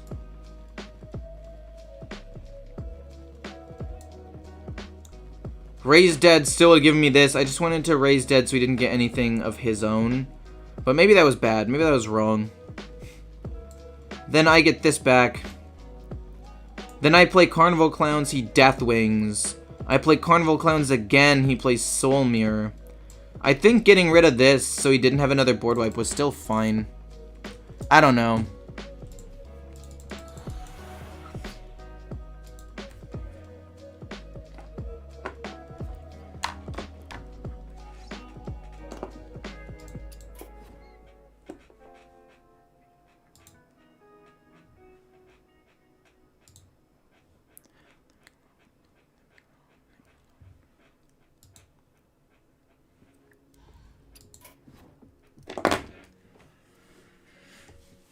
Oh, what deck should I play now? I have a sheet with a lot of decks I want to try.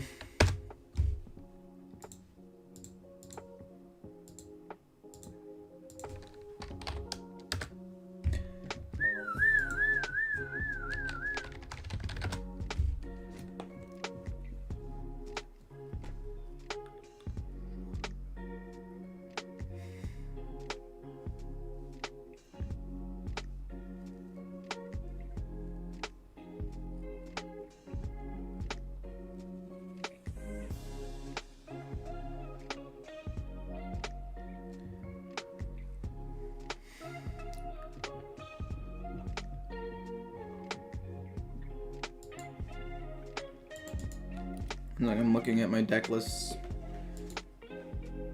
Snowspell Mage, no. Warlock, maybe. Cool shirt. Thanks, man. I could play some Teamfight Manager, maybe.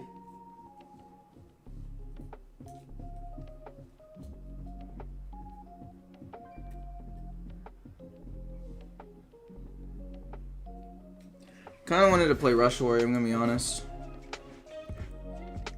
Either that or Control Warrior or Control Priest. I haven't played those in a while.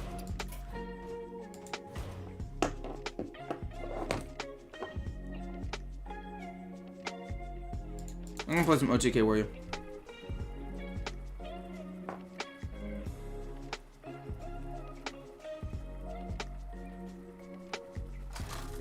Do you guys actually want to see Teamfight Manager?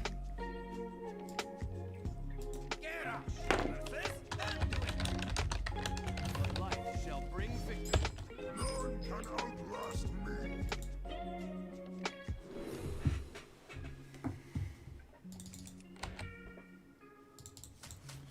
So Priest, he could have Mindrender or Lucia, and if he does and he snipes Silas, that'll be really bad.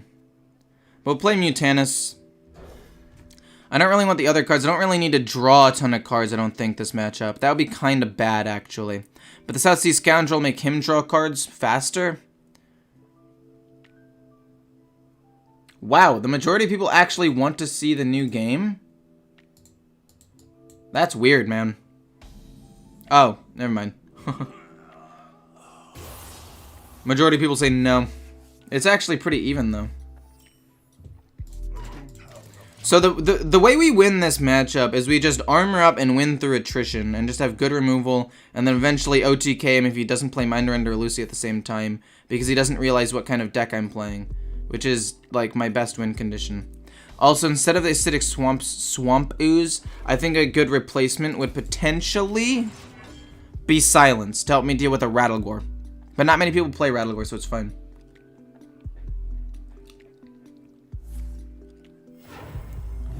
Play the new game? Yeah, I might play the new game. Apparently, a lot of you guys want to see it. That's kind of crazy, actually. I'll play it after this game, I guess.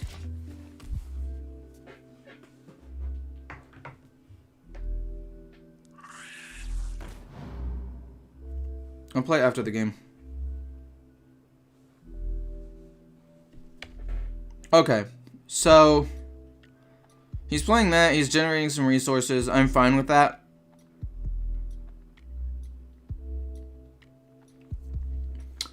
I play Weapon, I kill it, draw a card. I want to play Mutanus as soon as possible to try to snipe something good. Maybe the dragon in his hand would be good to snipe.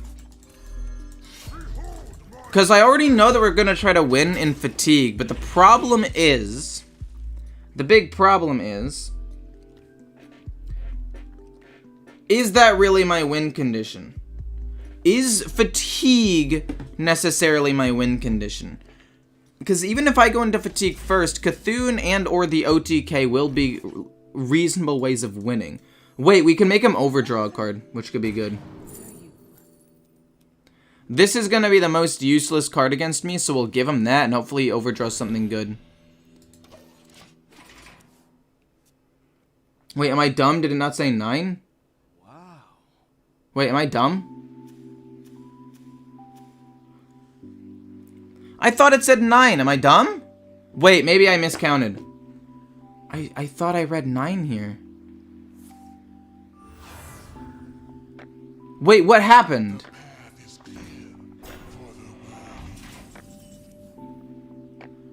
Why are you so hot? OnlyFans win. I don't really have an answer to that one. I'm fine taking damage. That was an oops. That was a misplay. It was a misplay. It was actually a pretty big misplay. I was supposed to armor up second because I could have gained a little bit more armor that way.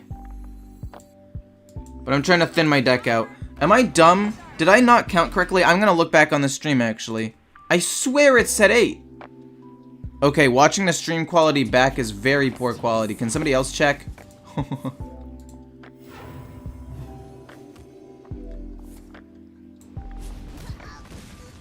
I swear it said 9. It says 9. It says 9 right there. So I make him draw a card.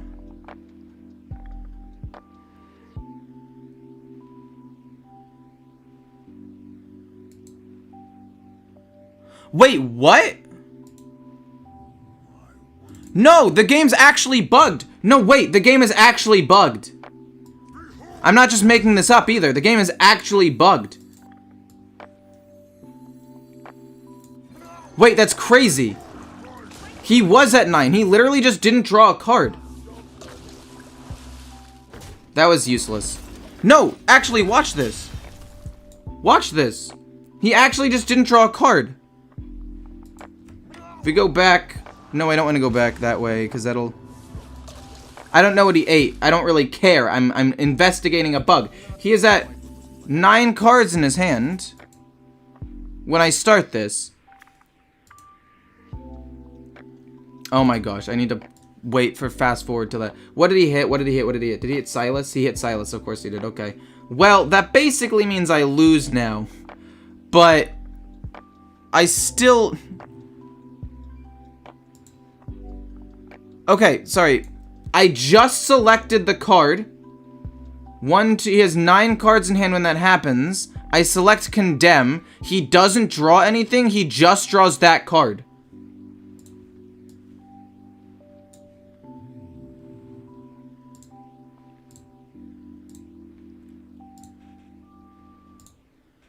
That actually is broken. I mean, I end up losing the game anyway, so it doesn't actually matter, but it's still tilting. Greetings. What now?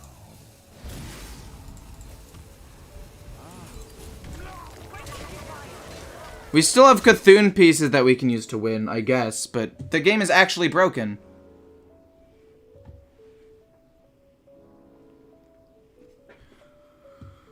What was the card that he drew? I mean, he would have ended up losing a card, right? It would have been this card right here. Whatever this 6 ends up being. I can't believe Mutanus hit Silas. There was 1, 2, 3 other cards he could have hit in, like, minimum. Oh, man. Hit his thing twice. Wait, it died. You idiot. You're so... Okay.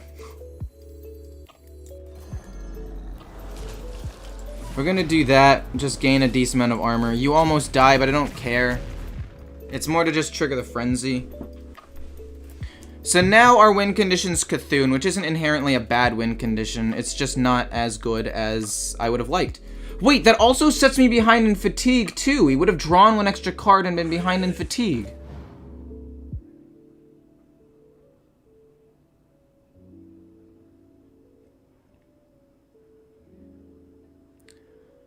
I'm actually losing my mind. I have to go back and look at that. Like, for real. That's fine. I don't care if he has that 1 poisonous. I'll just push some damage with this. It's fine. Behold my strength. I'll just armor pass. That doesn't matter to me.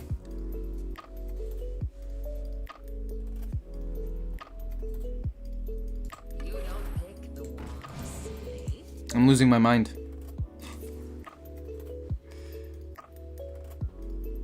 We are now officially behind in fatigue.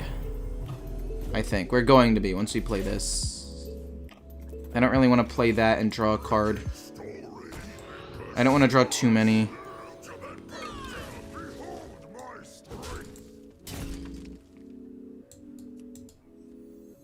I can take the hit. We'll play that, it's fine.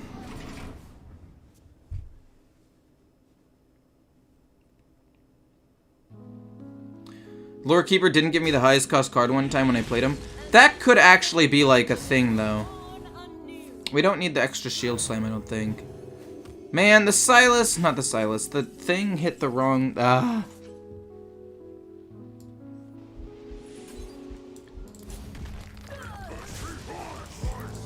the Silas. My Mutanus hit a terrible minion and then it hit my win condition. But it's okay. We just have to play a Cthulhu piece every single turn.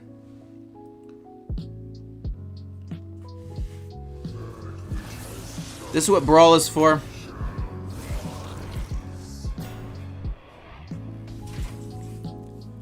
We go Brawl.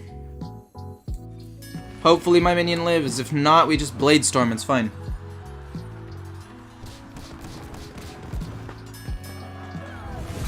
Honestly?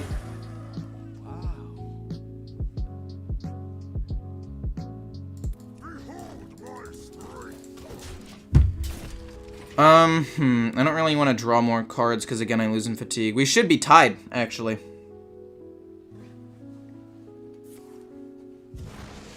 That's crazy to me. That's actually crazy to me. Oh my gosh, you're joking.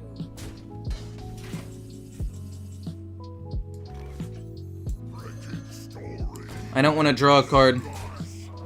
That was a misplay, by the way. The reason that was a misplay is because I should have done it with this, because now this might not give me Crash.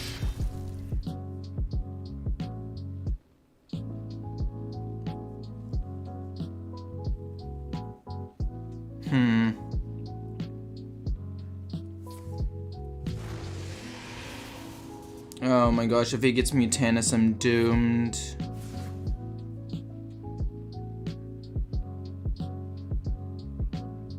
What if I run a Zoth in this deck? No, that doesn't make any sense. I don't run a dragon or anything. I don't run too many things. I run a pirate and that's it. The path is clear. Top deck. No.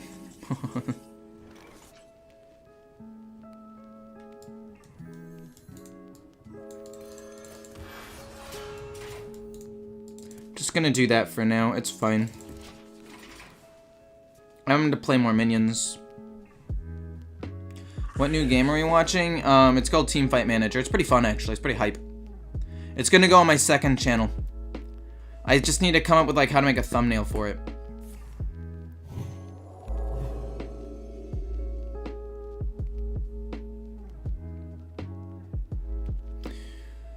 So he definitely also has 2 South Sea Scoundrels in his deck. Oh, no. What the fudge am I supposed to do against that? Oh, balls.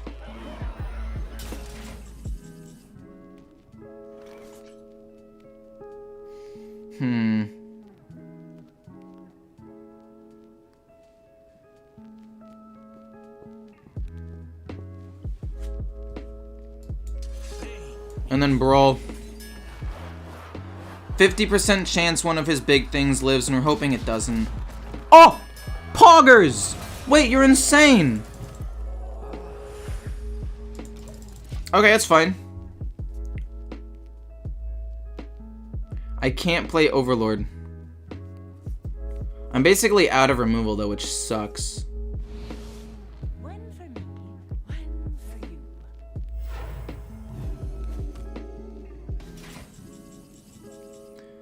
Okay, draw the card this time. You... Draw the card this time. You absolute monster. Please. Draw the card this time. Thank you. That should have happened last time. I should be ahead on fatigue right now, but I'm not. He loses Apotheosis, that's fine. He should have lost 2 cards. He should be at 7 cards. Okay, I'm losing it. I'm getting upset. off of something that I can't control. I'm gonna lose because of a bug in Blizzard. He still hasn't even played this 6-drop card. I don't even know what it was. Oh, it was Apotheosis. So the card that he ended up getting off of that was Apotheosis. Is that really that big of a deal? I don't think so, no. It's still just upsetting, basically. That's all I gotta say.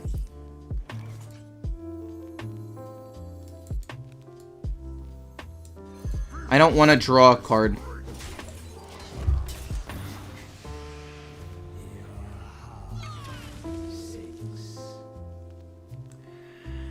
Oh, for heck's sake, man.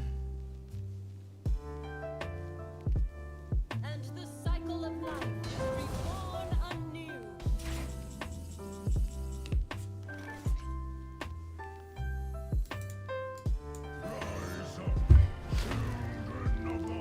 I probably lose here. Oh. We can coerce that. That's actually not bad. So I don't have to take a ton of damage. And we'll hit him in the face for 3. Like, we're both close to fatigue. I think I do win this game in the long run, because he's already used his N'Zoth. So he wouldn't have had an Apotheosis, he wouldn't have healed that much, he'd be 1 closer to fatigue. You need to bust out some karate moves. Soul mirroring that seems weird to me. Acidic Swamp Ooze actually is no longer useless, because once this dies, they can, you know, kill it. So that's cool.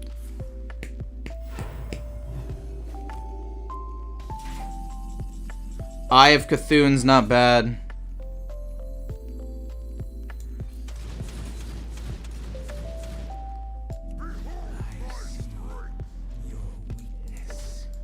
Kill, destroy his weapon, hero power, pass.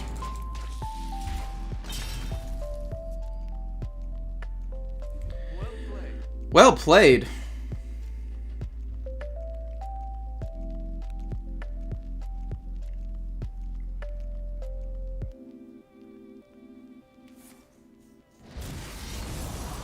Is he gonna destroy my weapon? Oh, okay, that's fine.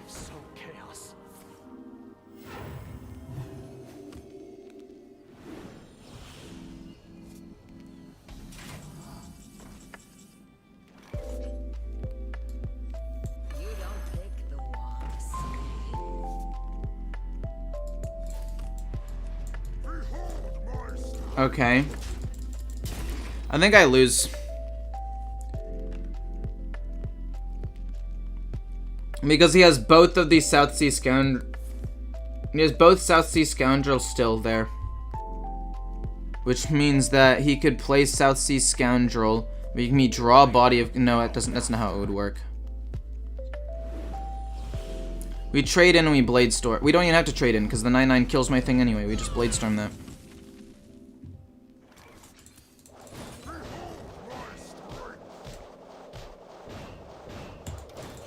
Okay.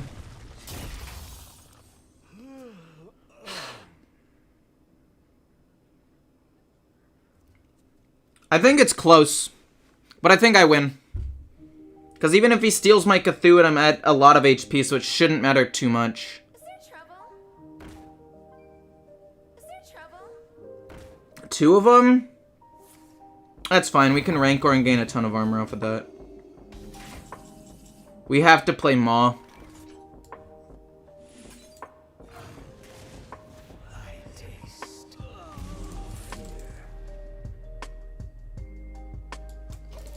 Oh, man. Armor Vendor would have been so sick.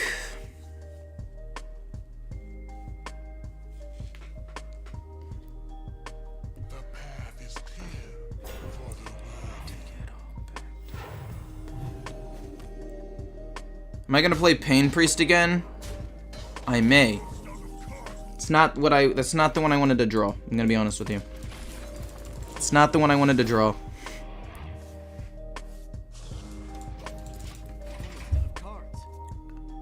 Because now he just plays 2 South Sea Scoundrels and will kill me over the course of 2 turns.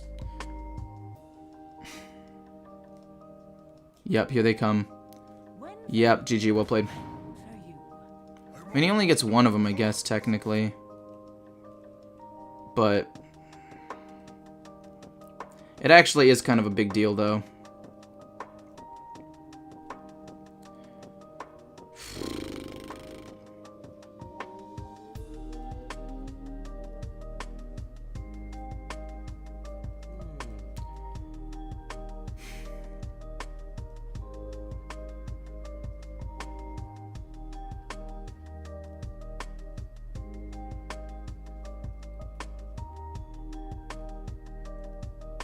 That's a misplay if you do that, my friend.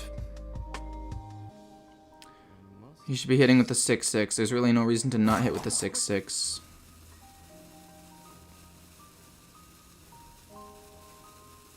I feel like Cthulhu needs to do more than just 30 damage. He's so useless, honestly. It's so useless.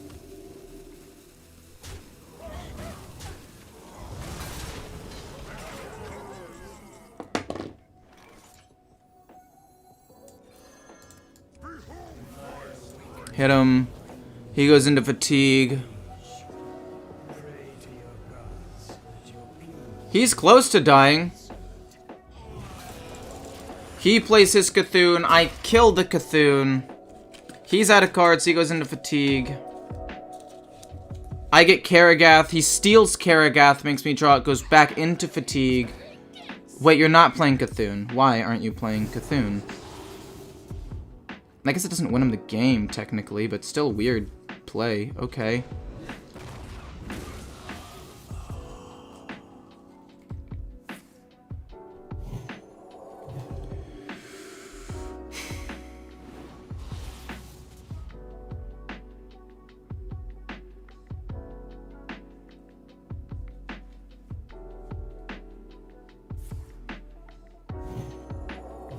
So I just lose, I guess.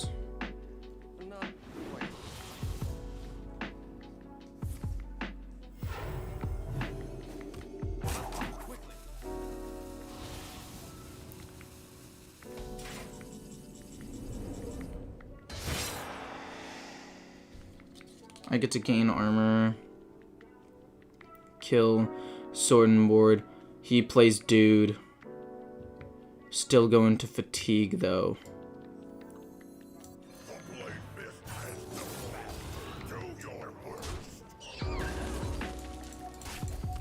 I actually think that I would have won if he had been 1 more in fatigue, because he would have taken 2 more damage. He'd be at 10. And be about to take 1 more damage. So he would have taken 2 more damage. I think that was a misplay. Because now I get to gain 10 armor and he doesn't make me overdraw. He should have played the South Sea Scoundrel for sure.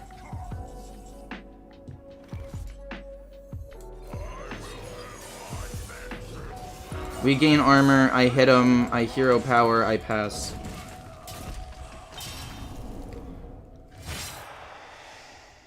Oh, he has the thing that does 4 damage and steals the minion. Yeah, that makes sense.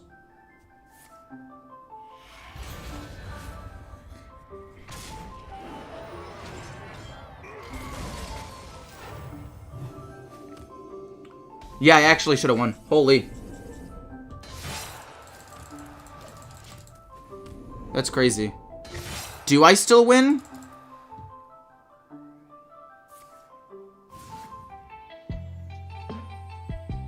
Because I armor and I'm ahead in fatigue by 1. I should be ahead in fatigue by 2. So far, he should have taken at least 3 more damage. If not more.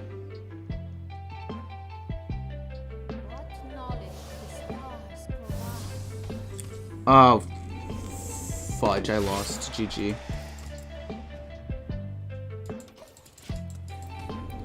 He should have taken 4 more damage. Oh, yeah, I definitely lost. GG.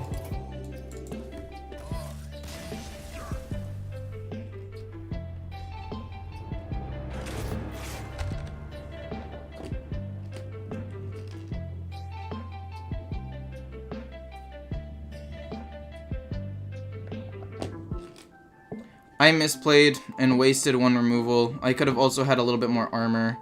And then his Mutanus hit, it sniped perfectly.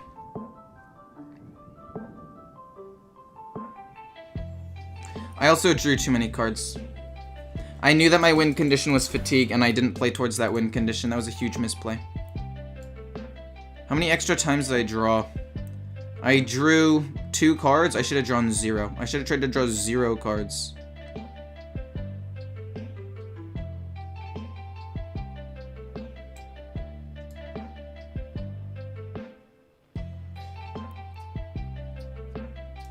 I guess early game, maybe drawing 1. Okay, so how many cards? I drew 1 card.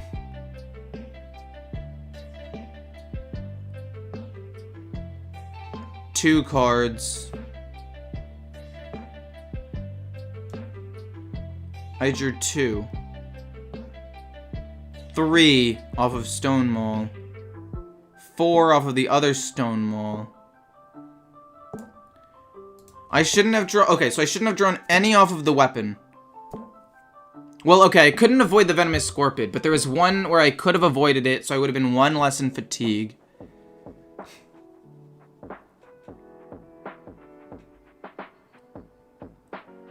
Yeah, okay, that would have worked. Destroying the weapon was good. Armor Vendor's fine for control matchups.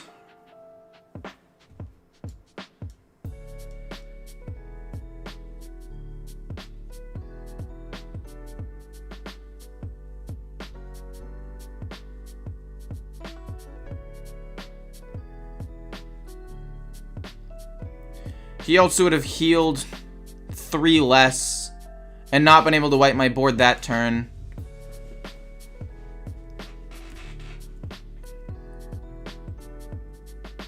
Because he got to keep the Apotheosis. So he should have lost 5 more health. He wouldn't have been able to kill my 5/5. And it's all because of a bug. It's all because he didn't draw a card. We can look better video quality here, by the way.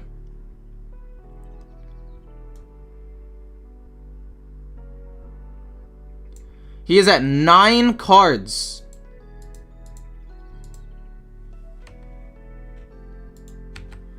He is at 9 cards. 1, 2, 3, 4, 5, 6, 7, 8, 9.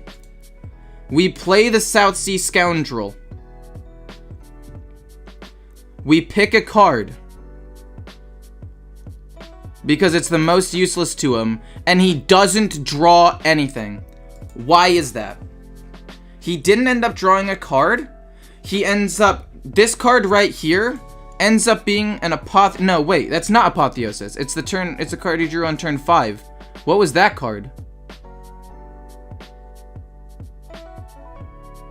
What card was that? Oh, okay, so it ended up being a card that he used to steal a Coerce to kill a minion. And this 5 damage, so he would have ended up not killing my 5/5. Which would have been huge, right? That would have won me the game. Because he ends up barely living with about 12 HP at the end, right? But if he had burned that card and he hadn't killed this, who knows how long it would have been till he killed that.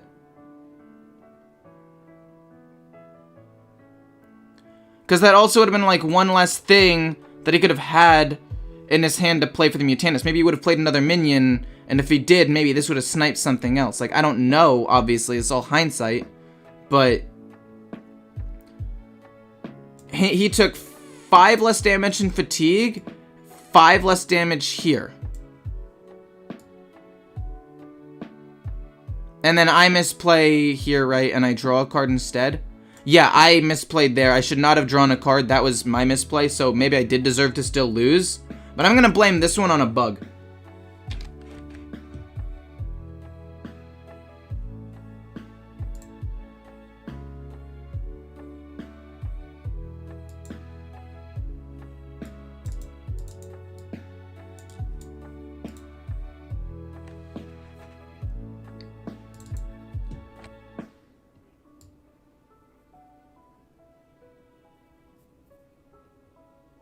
And then he randomly generated the Apotheosis. Or not Apotheosis. Well, yeah, the Apotheosis, but the Soul Mirror as well. Which sucked.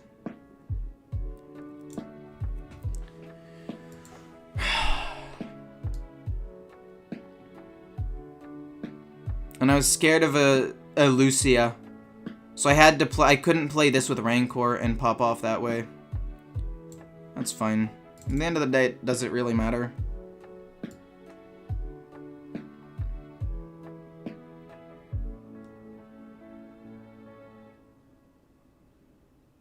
That should have been a Condemn. Would Condemn have helped him at any point? I mean, I guess it would have helped there. And I guess I had my own things that won me the game, but I don't know. It's fine. I don't care.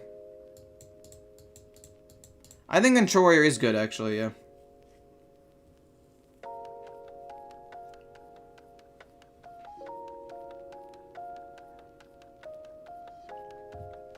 There's some 11 cost minions, right? Or 12 cost that have ways of reducing their own cost.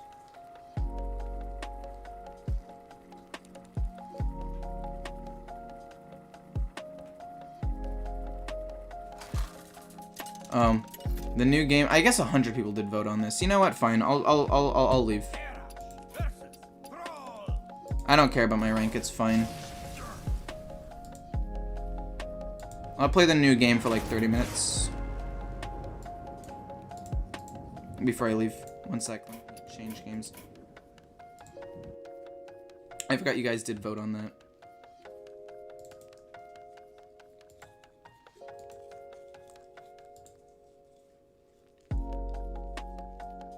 This is democracy, baby.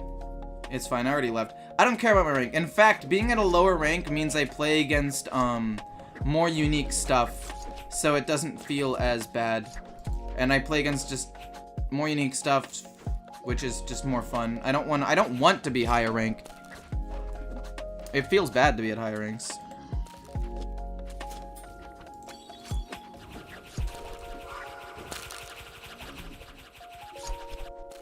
Well, that's fucking crazy. I didn't even know that was a thing. Oh, wait, you can't see it.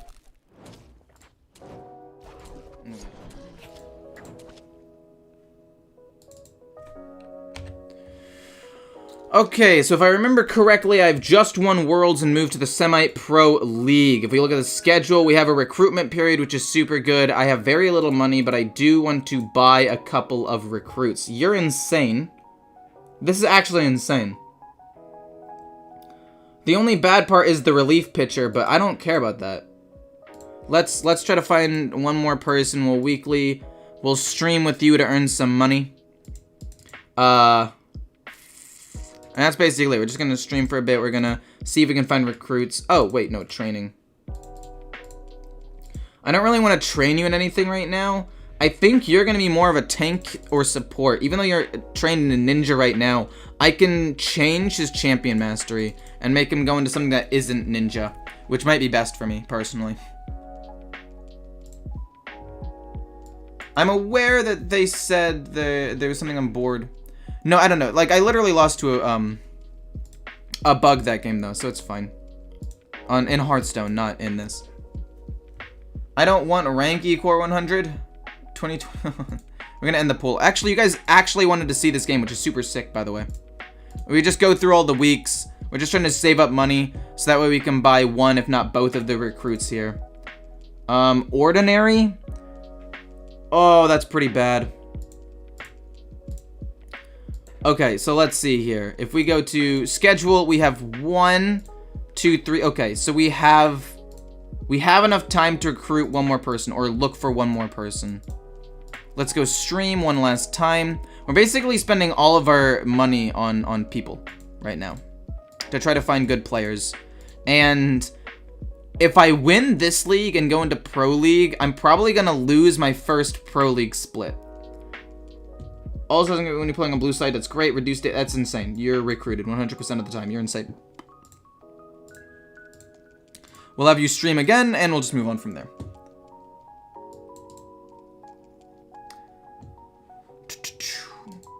When do you bring out that new game mode in Hearthstone? Does anyone know? I have no idea when they're bringing out the new game mode in Hearthstone. You're also probably going to be a tank, by the way. Both of these players have the potential to be like a bruiser or tank. Like, this is what my fighters are going to be on, most likely. Fighter or tank or supports. So they take less damage and have more increased cooldown. We just continue to go down here. Oh, we get to actually pick a thing now. Okay. Swordsman, Archer, Pyromancer, no. Prevent a losing streak of 3. That pays very little. I want something that pays a lot. 15 wins? That's not going to happen. Monk, Priestess, Sniper. Monk, Berserker, Swordsman. I need to get that many kills? I actually think I can do that. I actually think I can get to that many kills. Because the number of people in the games are higher, and I think that it's going to get only harder from here for me. I think I can make it. Maybe not. Prevent a losing streak of 2, that's impossible for me. Achieve a winning streak of 6, that's impossible. I think I just go with Monk Sniper, because I'm actually probably going to pick up Monk Sniper. Weekly activity, we stream one last time. And then we have one last week before we can hire somebody else. Strongman is played for 0 when it's corrupted. When you devolve it, it goes back to 0 cost minions, yes. This is single player, sadly, yes. I wish that they had a multiplayer version. I would love to actually, like, play this with friends. I feel like a game like this playing with friends would be insane. Like, I'd be so hyped. Another blue side lover. Your stats are good. We'll recruit you. I don't really have that much time left. I need to recruit you, last person. That's a lot of money, though, from streaming. So you are actually a bruiser player. Sadly, we increased the defense on, like, all these people. Our team is so defensive-oriented. Sunni's kind of good because he has good damage dealers. And then we take both of these guys. And then we have a chance to take one more. So I guess we take Chovy. And we get rid of Key. We should probably sell Key. We ended up wasting about $100 on him. I chose Whack Donalds. Dude, that name is busted. So, okay. So now the goal is, our main goal here, is to go into the improved facility. And go improve this thing right here. Wait. Train by category.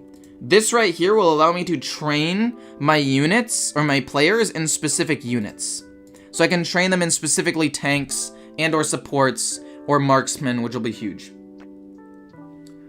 Watching a streamer play a game about being a streamer playing a game? No, no, no, no. This is about an esports team. You love blue.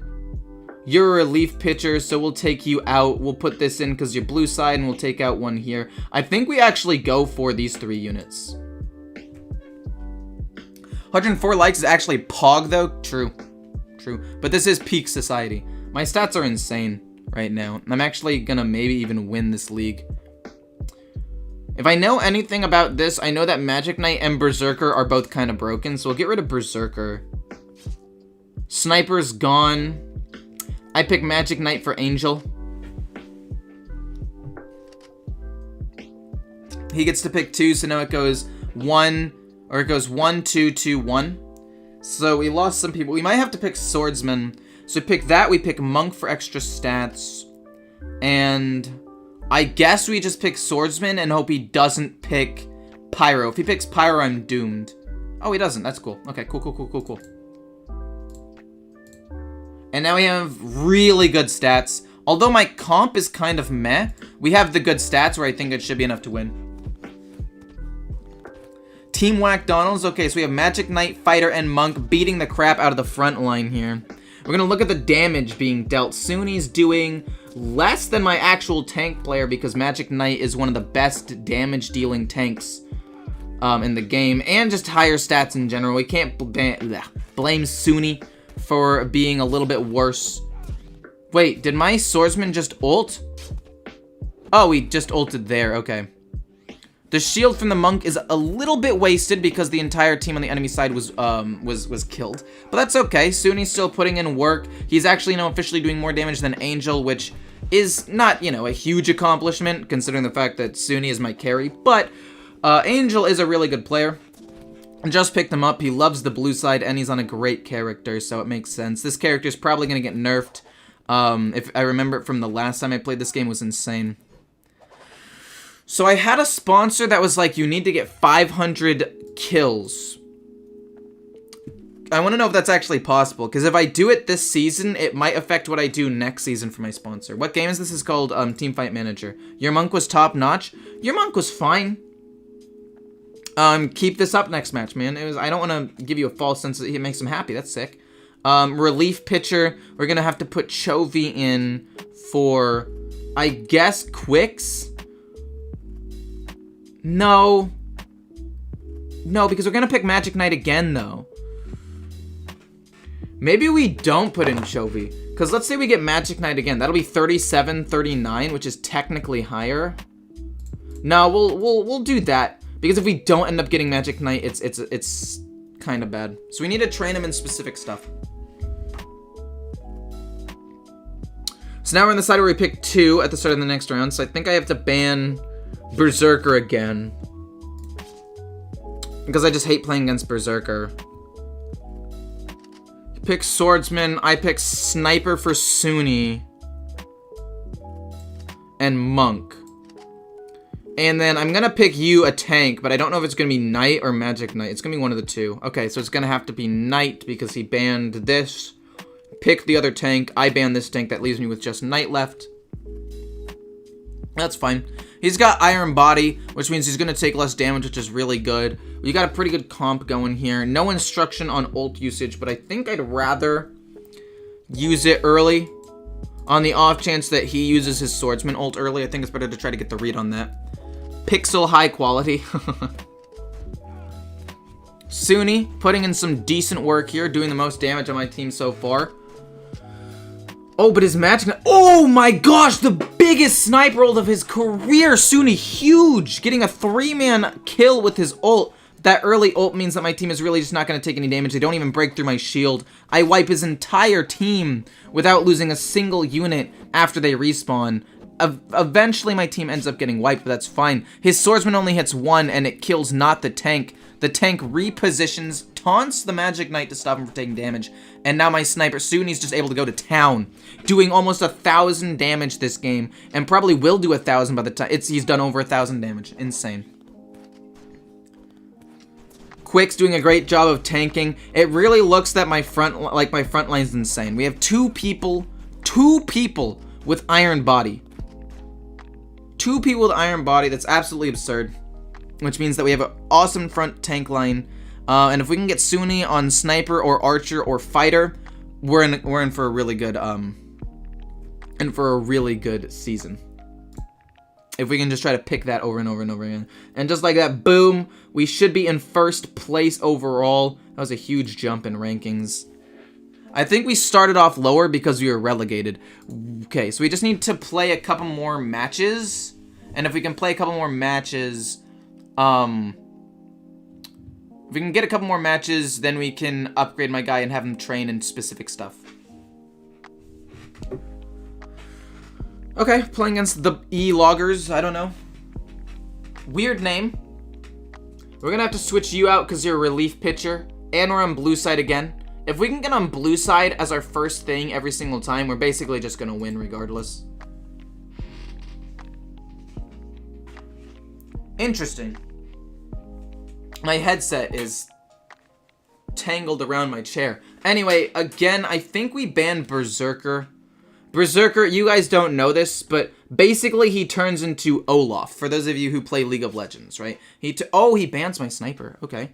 So I pick Magic Knight for Angel again, because it's the, like, second best damage dealer. He picks my Swordman. There's no way he picks Archer, right? Okay, so I get Archer and I get Monk, which is fine. These two trade, and we have a really good positioning here. Suni's morale is extremely high right now. The higher the arrow, the better their morale, and I don't know how that really affects their stats, but I do know that it affects it a little bit. I would have loved to have seen Sniper, because her ult is a grenade that does AoE damage, and they are a very melee team, so that AoE damage would have been huge. But without any way of getting to the Archer, and arguably one of the best frontline, two of the best frontline players in the game here, with 2 iron bodies and a tanky support, I don't think that there's any way that Sunni actually gets touched here. Unless Swordsman gets a good ult, but if that happens, and he ults that way, then my guys will probably reset at the same time. Because she has her own self-kiting ability. Oh, okay. But this should end up being... Oh, that was a good Swordsman ult. But they all should revive at the same time. And then Sunni goes back to kiting, doing absolute massive damage, and going basically untouched. Oh no. She's running for her life. Oh, Sunni lives! That's insane. And they're out of their ults. This is actually a lot closer than I thought it was. But I'm pretty sure I still win this because he can't get through the tanky front line unless, you know, you don't focus correctly and it ends up being 10-10. Okay, you should be able to kill the Knight too and the Swordsman. Okay, so you end up winning by 2.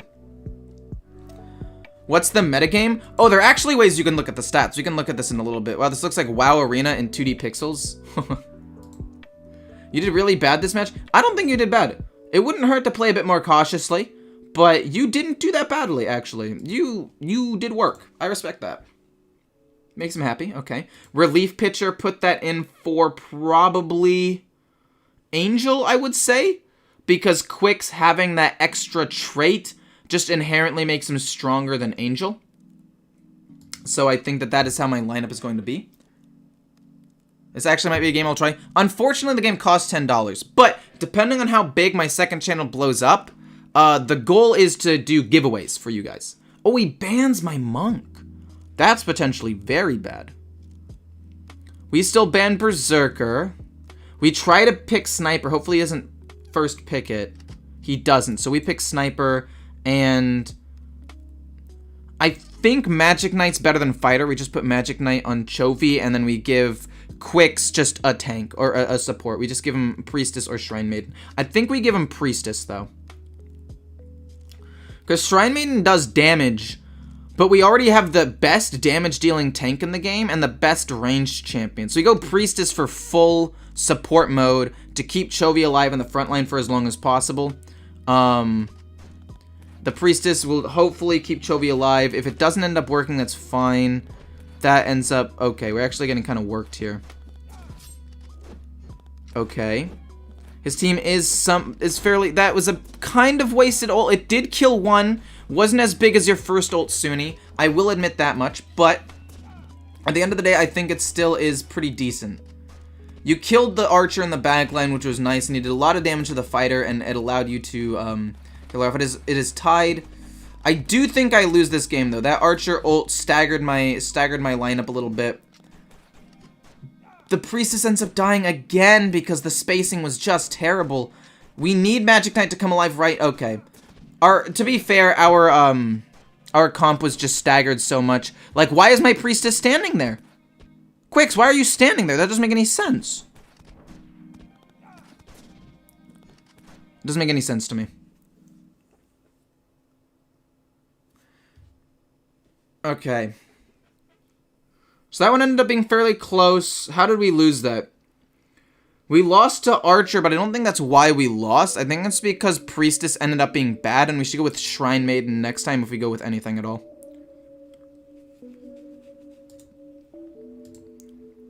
We got unlucky. I think it was more the performance and the pick and ban. It wasn't really your fault. It was more my fault. Lover of blue. They're both lovers of blue. Stats are closer. If we can first pick him Magic Knight, his stats will be higher than Chovy's. If we don't get Magic Knight, this is a bad call, but if we first pick Magic Knight, this could be big. This is TFT from League of Legends. It's kind of like that, yeah. So we banned Berserker. We hope to get Magic Knight. We will first pick it. We first pick it because all we need is Archer or Sniper. Sniper's better, but we don't need Sniper. Archer would be fine. He picks my Monk. So we pick my Sniper for Sunni. And we end up being in a very similar situation to last time, where we have the position where we could pick Priest and have a good front line, but I think Shrine Maiden ultimately will be able to heal about as much as Priestess, but as a more impactful set of abilities. And I think as a slightly better range, right? So that means that she should stay alive for longer. And we have a better front line with Angel on Warrior. So this should be fine. They have a very tanky, beefy front line, but again, that's what Sniper is for. They're really good at dealing with that tanky front line. You need to use your ability, please. It's a straight line ability. That's huge. Okay. Okay, Shrine Maiden. Okay.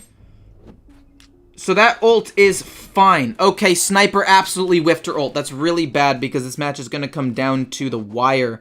Especially if Swordsman gets a good ult! Only hits 1, though.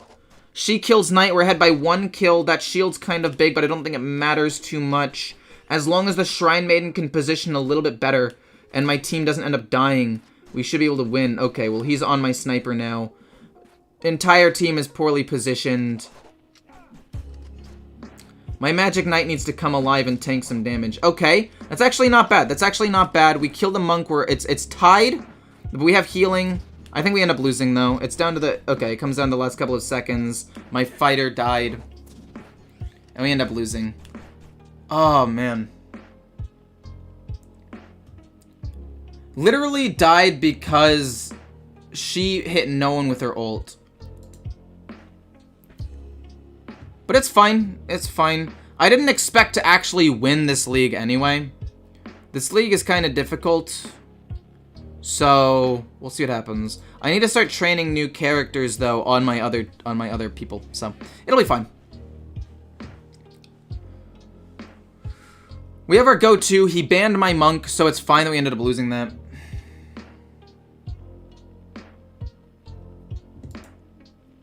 He's a relief pitcher. He's good. We're not starting on blue side, though, which is kind of bad. But I think we have to keep this lineup, because he's... I don't know. He's got lower stats if I start him, so I have to take him out off the bat.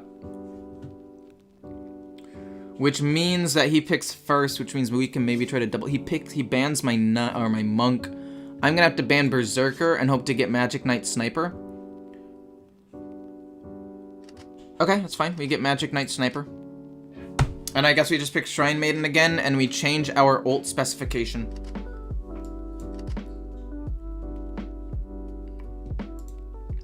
Back to no instruction. If we have them all use early, that's kind of bad. The only time I want to use my ult early is when I'm on Monk or, oh my gosh, I'm getting absolutely melted. Wait, that CC's kind of nuts, actually. But okay, he's now staggered.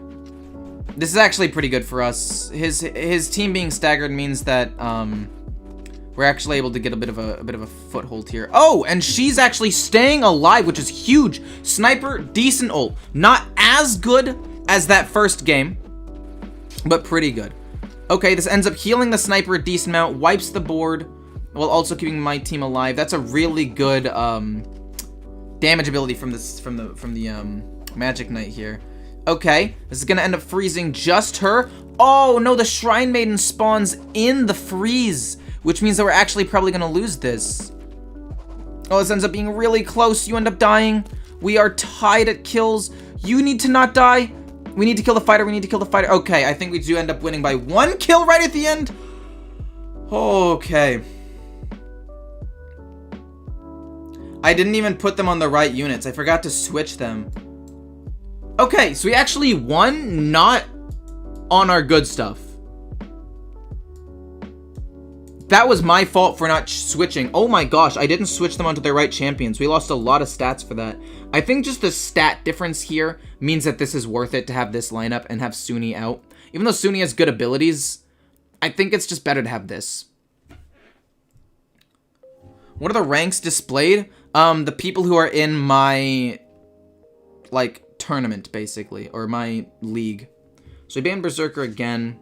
We're basically just going to put Chovy on whoever we can get our hands on. He banned Sniper. Luckily for me, I took out my Sniper player. We first pick Magic Knight for Angel, because Magic Knight's an absolute unit.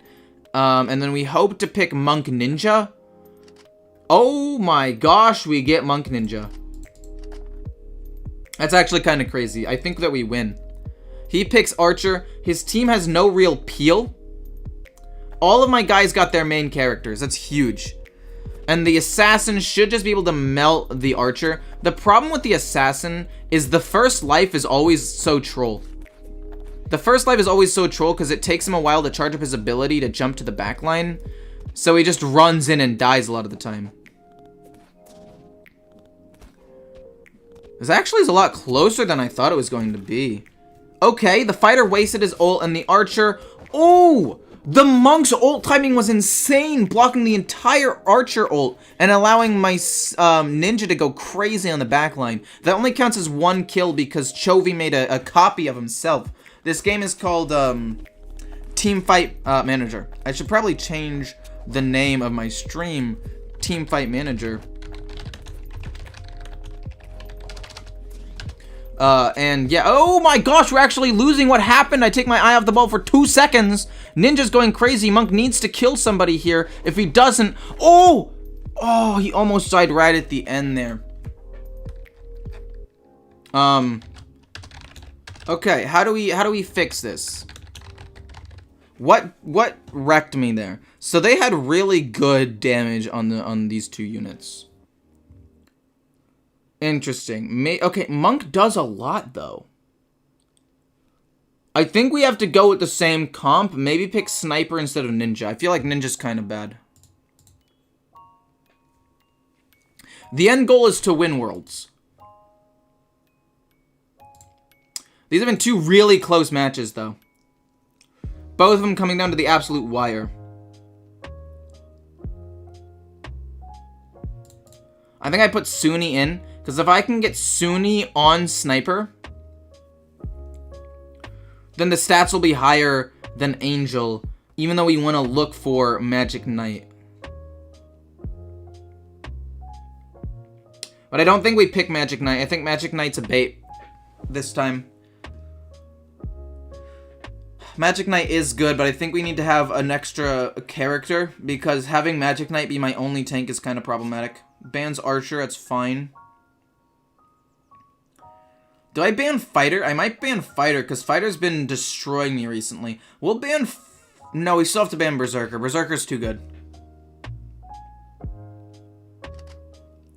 He picked my Magic Knight, which is good that I ended up taking out my Magic Knight player. Which means I pick this and Monk. And then all I need to do is pick Fighter or Knight. Okay, we pick Knight for Chovy. We have a really beefy front line. They have no assassin, no real way of getting back onto my sniper. This should end up being okay. So we're gonna press this. We're gonna start. We need no special things from our ults. Vanguard. Increase all stats by 10 until the first kill. Oh, okay, so it lowers back down. Okay, the taunt comes out. Okay, Chovy ends up dying. But that's fine. Monk in the front line with quicks, absolutely doing work. His iron body oh my gosh! 2 huge ults from both teams. Swordsman killing both of my units, but Sniper killing his other 2. Oh my gosh, that actually went crazy. Okay. We are tied. I think I might lose this. Oh, no, we don't. My team comes back online to protect Sunni at the last second, which means it's going to be very difficult for them to get onto the back line. We are ahead by 1 kill. You're focusing very poorly, but you end up killing the Magic Knight, which means I think that we do end up winning this 1 or 2-1. Okay, very close game. Breaks are native from somewhat boring meta.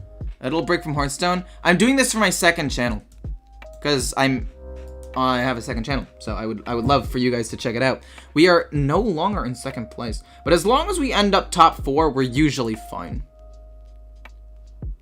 So we now go to the management section, improve facility, and allow my team to train by category. This is really important because it now allows Angel to train on other warriors, which means that he can now be my designated warrior player. It allows training. It allows, not Key, we don't want Key anymore, Quicks to train for other support so he can be my designated support player because he has the Monk. And these things are going to be absolutely massive when it comes to the late game. And then you can actually train in more damage dealers because I don't think I want to keep Sunni on for a super long time. The Iron Body, although would be good on a tank, is actually still good on damage dealers as well. So we're going to go with a Marksman. You can be a Flex, Assassin, and Marksman player. And we'll see where it goes from there. It's interesting enough, the meta is more stable than last year in Descent of Dragons. I don't know, I think the meta is more stable and balanced, but it's also more frustrating. Like, if we just look at the poll that I put up not too long ago, going against the second place team, second versus third, this will be a pretty good matchup, I think. If we look at the poll that I put up not too long ago, the majority thinks, 65% of players think that it's unfun in some way. But the majority of people also think that it's balanced. So, I agree with that. I think it's mostly balanced, but it's also unfun. We put Angel in. He's going to train other people later. Ooh, these stats are actually nuts. These stats are very good. This is going to be a very difficult team to beat. I think from what I've seen, I think Amers is going to be the best team in the league. This is going to be the team to beat. We're first pick, though. We got 2 Lovers of Blue. The stats are a little bit in my favor, but they're close enough to where it shouldn't actually matter. We ban Berserker again. He bans my Magic Knight. So we pick Monk, because Sunni can produce on Archer or Sniper. I pick Sniper, and I just put you on Knight, which is the only other tank. And your stats aren't going to be as insane as I would like. Oh, and he got... Oh my gosh. I would not be surprised if we lose this. I'm actually losing in stats, and although I got my Sniper, which I think is one of the best characters in the game. Oh my gosh, this fighter is just running right for it. What is his ability? Prioritizes the enemy with the lowest HP, which means his fighter is always going to gun for my Sniper, which is very bad for me. Okay, the fighter was... Oh my gosh, the swordsman wipes my team off the face of the earth. I think that this means I am not favored to win. They're okay. They're a little bit staggered. Knight should taunt the fighter. It does not taunt the fighter. Oh, does he kill? Oh, he kills the fighter. That's actually really big for me. Sniper, okay. We're actually ahead by 1 kill. We're not ahead by 1 kill. Okay, you need to taunt. You need to taunt the fighter. Why aren't you taunting the fighter? The Archer is staying alive for years. It doesn't look like we're going to be able to win because of the trait on the fighter. And having the trait on the fighter be that means that I need my Sniper to be an Archer player now. We need to first pick Archer and get rid of fighter.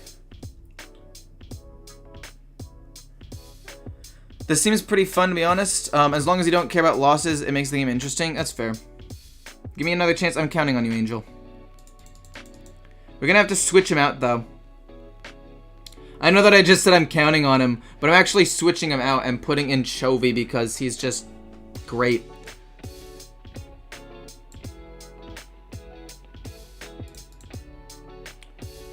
We're gonna keep Angel in. We're gonna take Sunni out, actually. I'm sorry, Sunni. Your stats just aren't high enough. So we get to pick 2 of our units first. So we're going to try to gun for Art. Okay, so we have to ban Fighter then.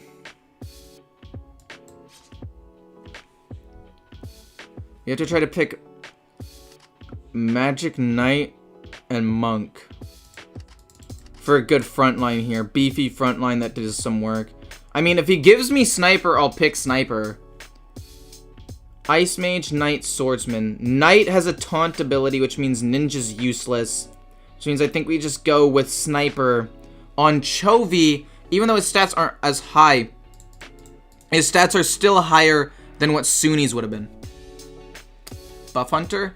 Buff Hunter's pretty good. Okay, Swordsman, gunning for my Sniper, but the extra armor does allow him to survive 1 extra attack with the stats here. Having the extra armor and Iron Body does mean that he doesn't die as easily. Instead of dying in 2 hits, he dies in 3, which is actually kind of a big deal. Double freeze there, kind of a big deal as well. You need to use your ability in a straight line, hits the mage, doing some decent damage. Swordsman not focusing the sniper for a second. Big sniper ult, allowing for some self-peel. The shield doesn't actually end up doing that much, but it does allow the monk to tank for a little bit longer than he probably should have. Fighter, okay, kill. Ends up dying. Very nice. They both probably come alive at the same time. Swordsman ignoring the Magic Knight. He should change targets. We are actually still losing. This is going to be really close. If we win this and we go on blue side, though, I think that we should end up winning. Kill the... No. Okay, we end up winning by 1 kill. Being on blue side gives us plus 5 stats on 2 different players, which should mean we end up winning. Pretty much carried the team. You had an excellent performance. I don't think Buff Warrior or Buff Hunter is very good. Look at the stats on these people, man. We are actually so strong. If we get Magic Knight and Monk again, we're insane. We have to ban Fighter. And leave Berserker open, sadly. He bans Shrine Maiden for some reason. I think I'd rather pick Magic Knight than Monk. Swordsman's fine. He picks 2. Okay, so we pick Monk. I think that means we have to go with Archer still for self-peel. Even though I think Sniper does a little bit more damage, I think that the Archer being able to survive a little bit longer is important. Wait, his tank is on focus. Oh, but he got Berserker. That's actually really bad. The Knight just does not care. The Knight's like, I do not care about you. I don't care about frontlining. Very interesting to put your tank player with that kind of mentality there. You're about to see the Olaf ult. It's actually insane. Oh, no. Oh, and you self-peel towards them, you idiot. But there is still some self-peel going.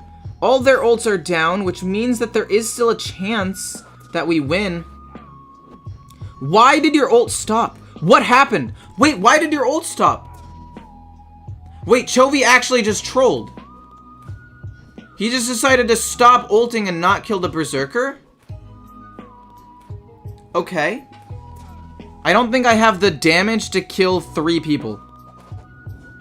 We don't have the damage to kill 3, which is very bad. So that means we end up losing. To be fair, like I said, Aimers is the team I think will win the whole thing. Who's the Kalento of your team? We don't have Kalento on our team. So we end up losing that. We proceed, that's fine. We don't need to look at the ranks or anything. Oh, I got extra money for finishing the sponsor. That's actually really important. That means I'm able to upgrade my facility, potentially. We'll go back to training. He got Sniper, which is very important. Another Marksman. You get another Fighter. And then you get another Support. And then we'll go to Management. Improve Facility. Oh! We can actually craft some really good equipment now. So we're going to go with 10, 10, 10.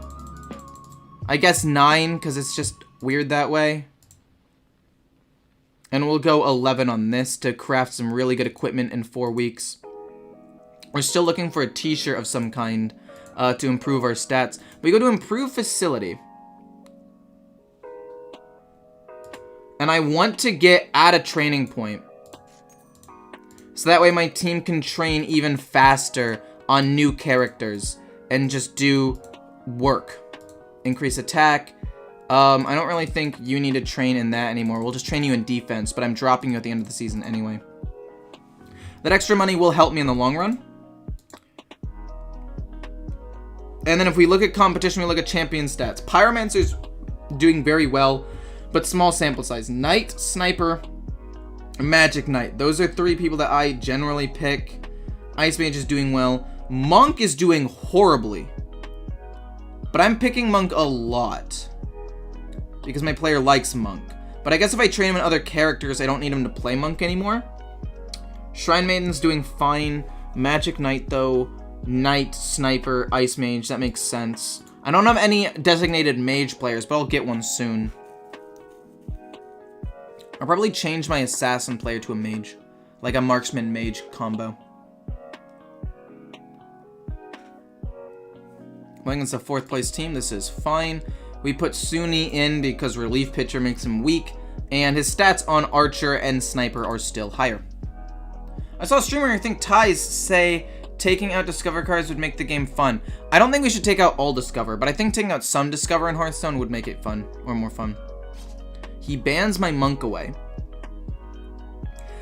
I could potentially pick Berserker now, so let's ban Fighter. I'd rather pick Magic Knight, but Berserker is still very strong. He's really strong in 3v3s. He's very strong in 3v3s. Because his biggest weakness, a lot of the time, is that, his biggest weakness most of the time is that he, gets focused down, but with only 3 people as opposed to 4, he can survive a little bit longer. Look at him just going to absolute town on these players. Priest is healing our front line exceptionally well. He's just not dying. He hasn't even ulted yet. When he ults, you're gonna be absolutely amazed by how much damage he does. The Priest is Berserker combo. Just imagine if my Berserker was a higher level. And my Priestess was a higher level, and we could get, like, really good stats going here. Okay, Berserker. I'm putting in work. Unfortunately, he's not... Oh! He gets sniped anyway. We're still ahead by 10 or 4 kills, though, so this should end up being fine.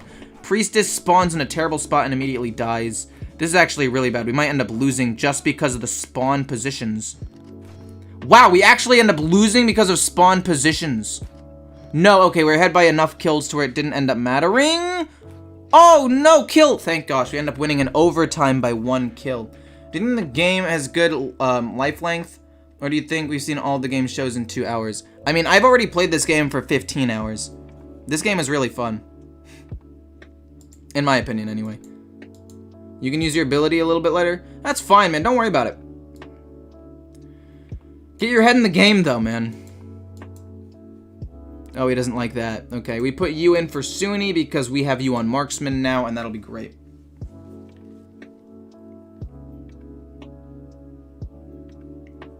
We're first pick 2, which is pretty decent. I think Berserker did well.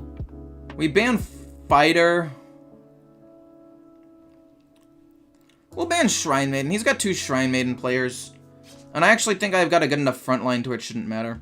We'll pick you, Magic Knight. Magic Knight's just high on the tier list.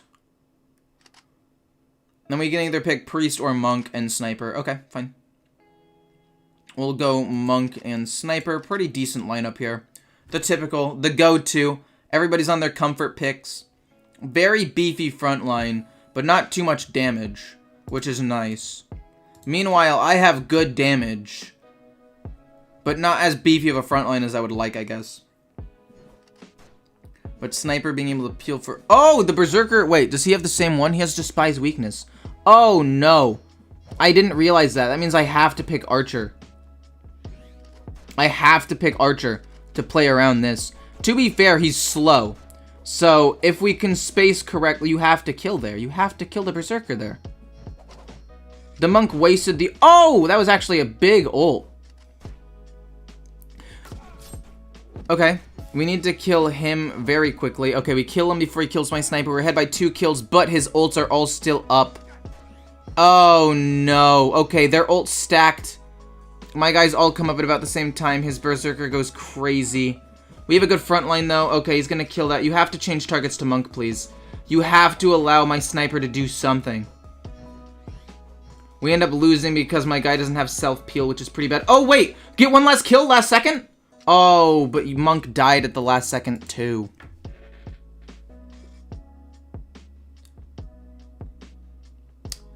No, there are patches where new champions come out, nerfs come out, a whole bunch of stuff. The opponent was just darn good, man. They're good players. We're no longer on blue side, though. I guess we gotta go back to banning Berserker, and we have to pick, Archer. I guess. We have to ban Berserker. It's too strong. He bans my Magic Knight. You know what? We give him Berserker. We take Swordsman out. We take Swordsman out. And if he picks Berserker, that sucks. But if he doesn't, we pick Berserker, Sniper. We're gonna ban Fighter, actually. I think Fighter is more of a problem. He picks Swordsman. I should have banned Swordsman. We pick Sniper. We pick Berserker Monk. I need to see who he puts on this. Okay. Interesting team. Interesting team. 2 damage dealers. Sniper should melt. We've got a dual front line with Monk and Berserker, which means Berserker might not die super fast. Archer, walking right in front, immediately dying. Oh, he put that on the Despise weakness. Okay. Which means that his Archer's just gonna walk up and die every time. He put that character on the wrong one. Okay, we basically win for free then, because he has a terrible trait. Berserker, going huge. Unfortunately, Sniper ulting when Berserker ulted at the same time. But I think it should end up being fine. Ooh, big ult! Wait, it didn't end up hitting the Berserker, I guess, because there's a range to it. But I think we stomped this round so hard it doesn't matter. Oh, Archer does do some decent work. He is trying to come back a little bit here. But I think that our tanky front line, as long as Sniper spawns here, should be enough. Okay, we end up winning by 4 kills. It's great. Your camera is in a weird spot. It covers like 25% of the game. It covers a little bit here. I can move my camera down, though. Nope, wrong one. We can move the camera down a little bit. Bam. We end up winning 2-1. Pretty solid. We're still 3rd place behind Aimers and Team Downstop. But I do think that Aimers is probably the 2nd best team in the league. Or best. I haven't seen the other one yet. But I do think that it's the best team. Based on stats and AI intelligence. Chovy. We don't want to train you on a new marksman yet. We'll continue to train you on Sniper, though. Because Sniper, I think, is slightly better. You got Knight. We can put you on one other fighter or warrior here. See what you get. I'll probably start pumping up Berserker, though, because Berserker's insane. And then I don't think we need another support. These are most of the support. So I'd rather bump up Shrine Maiden. I really like Shrine Maiden. And we'll just go into the next thing. And once we get to the half-season mark, I think I'm going to be done streaming. So we're going to get to the half-season mark. So we end up, we have a couple more games in us, and then we'll be done. Okay, Pete's Gaming. Fair enough, fair enough. Take out the relief pitcher. I do think I need another reliable 4th player, though, other than Suni. I think nothing bad about Suni, don't get me wrong. I just don't think that he's as good as a lot of the other people in this league.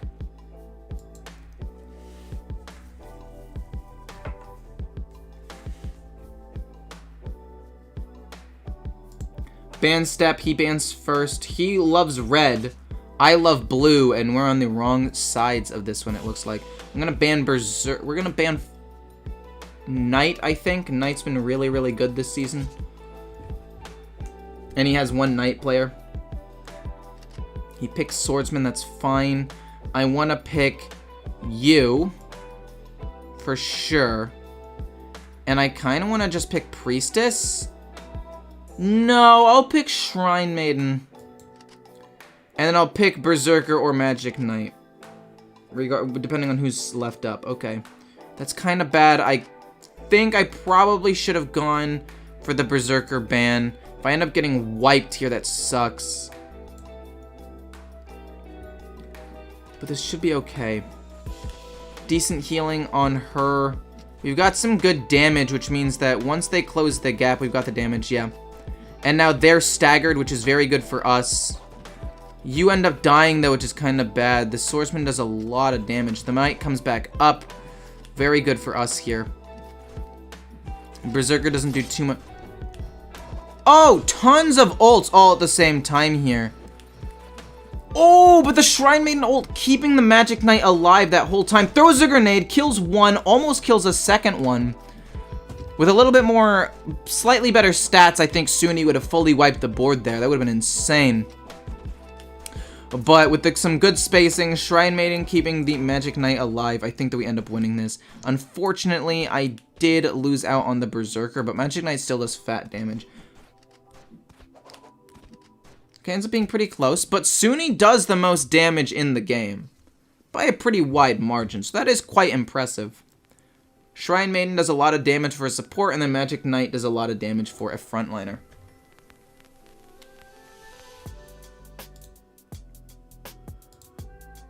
Opponent sucks so bad. Don't fool around. You're playing poorly yourself, man. We trade him out for Chovy. We've got 2 masteries on some marksmen, and we go from there. Is my face still covering a lot of the screen? I don't think it should be, right? I could move it even lower. In fact, I could hide this and just take my picture and move it right there. So it hides the least. So we're first pick. I think we ban Berserker. Sadly, I just don't want to have to deal with it. I will first pick Magic... No, I want to first pick Sniper, because I have 2 tanks Angel can play. Does Monk get left up? Oh my gosh, Monk gets left up. I think we just go Magic Knight Monk again. Just go with the people with the highest stats, because they're both strong. For sure. They're both very strong players, so we have a good setup here. He's got a very beefy front line, but we've got really good AoE. Magic Knight does AoE damage in a straight line. You'll see it in a second. The little boom, that is her like move that's not her ult. So if they're all clumped up, that usually does the most damage, which is why she has 255 damage compared to both of their tanks or bruisers that don't even have 200 yet. Doing absolute massive damage. And then Chovy in the backline doing sick damage. The Swordsman ult, that is after the ult has already been played. That was a kind of whiff of a grenade. Did kill one, but it wasn't a big kill. It was a kill that was already probably guaranteed. Okay. The healing from the Monk keeps Chovy alive. Chovy has not died once. He is 9-0 this game. Doing absolute work, putting in tons of damage with still 10 seconds to go. This might be his best game of the season, to be quite honest with you. He is absolutely popping off. So we have Magic Knight going to town. Okay. Magic Knight doing almost as much damage as Chovy, actually. More damage than his damage dealer. More damage than his tank. And then the support E roll. My support did a little less damage, but tanked more and healed more. So overall, very, very solid stuff. Still solidly in 3rd place. I could even lose a game and still be ahead of 4th place. So I'm in a really good spot right now. New champion mastery. That's fine. Angel, we will put you and train you on Berserker a little bit. I don't know what that arrow means, but I think that means if I train... Oh, that means he's going to level it up. That's actually very good for us. Management, we go to facility. I need 4,500 gold here. Or we could go to try to recruit Rising Stars. Rising Stars are insane. Rising Stars are really, really good, and the earlier you get them in your playing career, the better. So I'm ignoring some of this stuff right now, which is kind of bad. But I think I'm saving the gold to try to get the recruitment type Rising Star or some extra training points. But I think Rising Star will just be better. But I don't need that right now because we're in a league where it shouldn't really matter. We'll get Rising Stars going into next season probably. We're playing. Okay, we end up playing against Team Bitcoin. So if I end up losing 0-2, if I lose 0-2, He does beat me. These stats are actually nuts. Wait, how are you 3rd? Or how are you 4th? BM Kibler? We've got Kibler! We're playing against Kibler. This is so sick. He bans my sniper, which is pretty bad. Who do I want to ban on his side? He loves Pyromancer, but Pyromancer sucks. Maybe it's just because his team isn't well suited for the meta. We'll ban Swordsman from him and just try to pick Magic Knight and Archer. No, we'll go with these two. And then Sunni, unfortunately, just doesn't look like he's going to be able to do that much damage. But there's not much I can do about that. He's picked all the champions Sunni's good on. He's got 2 tanky frontliners. I think I'm going to actually play Pyromancer, put Sunni on Pyro, and even though the stats aren't there, the ability will be there. So we'll have them locked in the front line, and then you'll just use your moves here. And it'll do some decent AoE damage. Although if they space out really well, I guess that kind of sucks, doesn't it? But gonna use her ability again. Good AoE damage. Despite the fact that she isn't on a champion that he knows, Sunni's still doing some solid damage because of the positioning of all of this. Pyromancer, okay. She places her ult, which is going to kill him and start dealing damage to the Archer, which is very good. Monk uses his ult. And Magic Knight's ult's pretty useless, but Monk's ult does keep my team alive long enough to probably get to Tarzan here. So we're ahead by 1 kill. The ult, or the ability, goes off, which does stall for a little bit. Monk is able to tank for a while. And even though he might end up dying, we end up getting enough of a lead where it shouldn't matter. Wow, absolute insane damage from Sunni here. Maybe we try to get what's-his-face on a mage, actually. Maybe we try to get Chovy on a mage as my secondary. That was a pretty solid game, though. That was a very solid game. How's it going? It's going pretty well. Do you have to manage the salt of your players in this game? Kind of. That's essentially what these arrows are. This is their, like, attitude. The more up it is, the better. But I don't know how it actually affects the play of the player. Like, I don't know how it affects them. If they make this game multiplayer, it'd be a banger. True. So if he picks Pyromancer, it does perfectly counter the comps that I usually go. And he likes Pyromancer. But I'm going to keep Pyromancer open in case he double picks. And then I can just pick a ranged support later and go with a really tanky frontliner. So let's just ban Swordsman again, because I think Swordsman usually does a lot of damage. Bans Priestess, that's fine. I'll pick Magic Knight for my guy, because you can play multiple people. You can play both of the marksmen. So it depends on what I need for the current situation. That and Berserker. I feel like we kind of have to go for Pyromancer again, right? Even though you don't have Pyro. We start training you in the Pyro category. Literally, they are all melee champions, which means that this is going to go massive. You thought that Sunni did a lot of damage? Chovy's gonna do 2,000 damage, guaranteed. Guaranteed. Watch this. The ability goes off, does tons of damage, starts the burn, already in the 300s. And it's only gonna go up from there, considering we have a pretty beefy front line. Look at that. Good ability usage right there. Already at 700. Actually gonna do 2,000 plus damage this game. Maybe if it gets too low, they'll just FF. A 2-kill lead. Oh, and they all stand in the Pyromancer ult doing insane damage.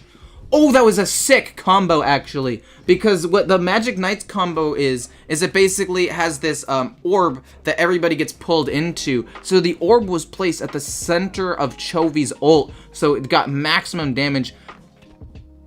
It still got tons of damage potential here. Sadly, Chovy died a couple of times, which will limit the amount of damage that he's going to do. He might not break the 2,000 mark, but he does end up doing more damage than Sunni at the end. And he hasn't even trained on this champion yet. But I am going to try to train him on the champion.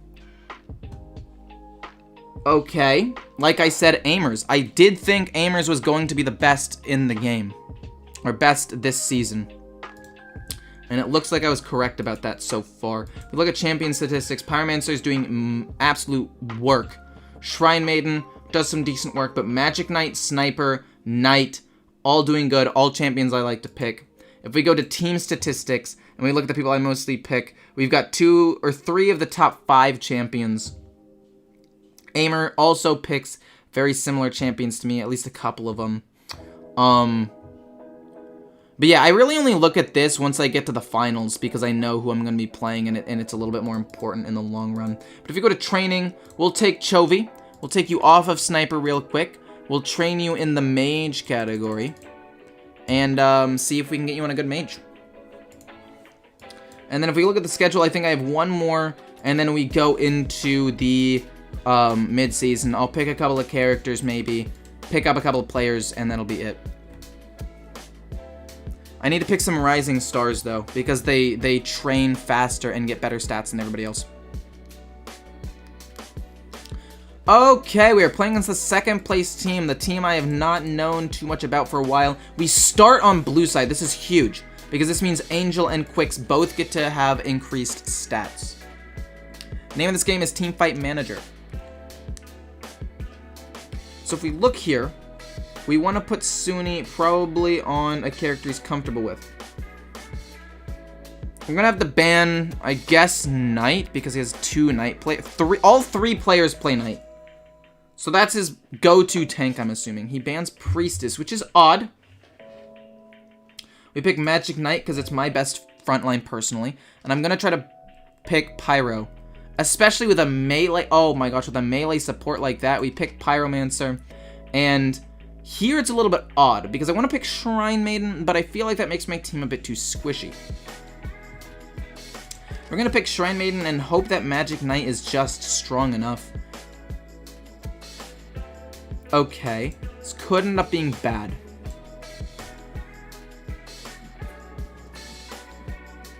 But again, they're all melee, but they're just running down my team. They do not care.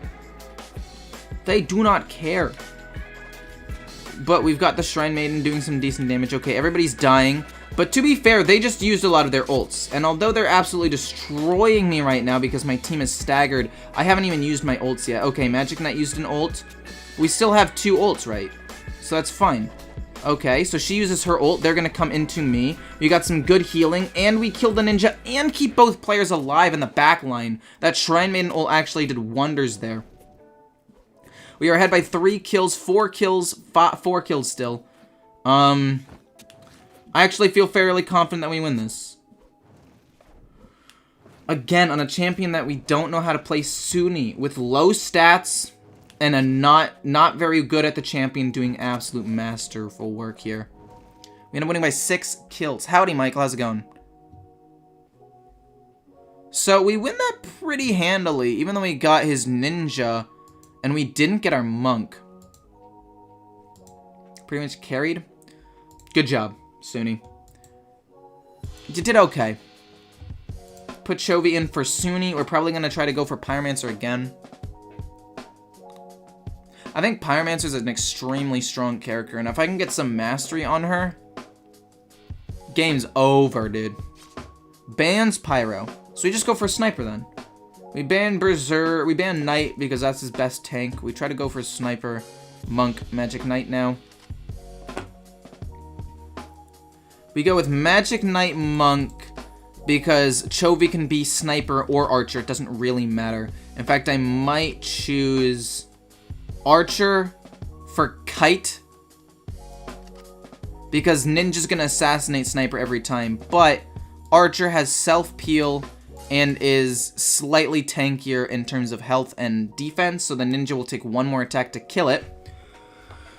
But there's still some decent damage, and since we have Magic Knight to do damage, I think that it should be okay. I'm gonna killing ninja immediately. Monk, kind of low. Monk dies. Oh boy. Self-peel, good jump away. Ninja should jump to the archer. Okay, that's fine, we end up killing that. He has some early ults. Okay, their ults overlapped a little bit, which is very good for me. Chovy, oh, the self-kite, and that should end up keeping the monk alive. We have good shields here. They end up not being able to break through anything. Archer ends up killing 3 people, or 2 people, actually.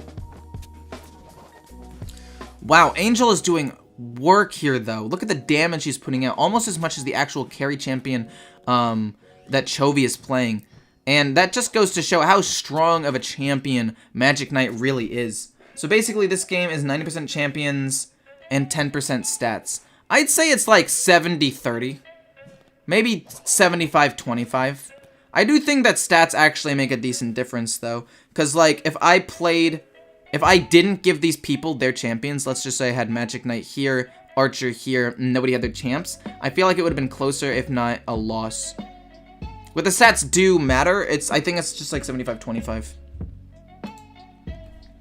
Well, that is the end of this split. It looks like I move up to first place ahead of Aimers. That is fascinating to me. How did Aimers do? Aimers went 2-1 against the 4th place team. Interesting. Interesting. We got new champion. Please tell me it's Pyro. And it's Pyro. We train in Pyro for a little bit here over this week. Management, equipment. We got a new equipment. Looking for a shirt. We get a rock.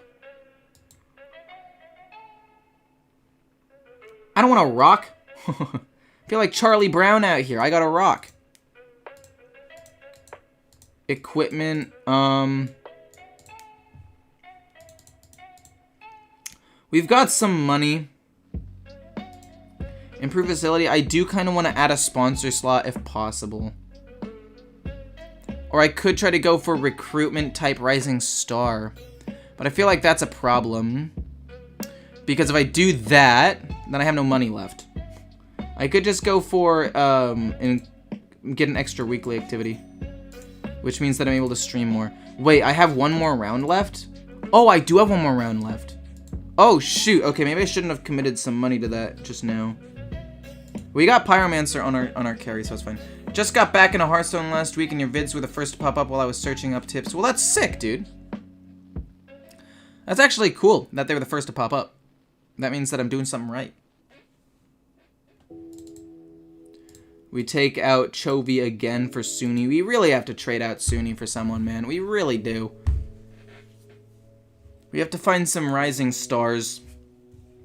We don't start off on blue side, which is kind of bad. Archer's gone. I ban Knight. His best character's Knight. Picks Ninja. We pick Magic Knight Monk. And we either pick Sniper or Swordsman. Ooh! That's actually really good. His Pyromancer is going to do work. But we're on all of our main champions. Our stats are higher. But Pyromancer could end up doing a lot of work here depending on what ends up happening. We do melt the front line. The lack of a front line to protect this... Like, let's just say Ninja was on Knight or something to protect the Pyromancer. This game would be a lot better for South faces, but...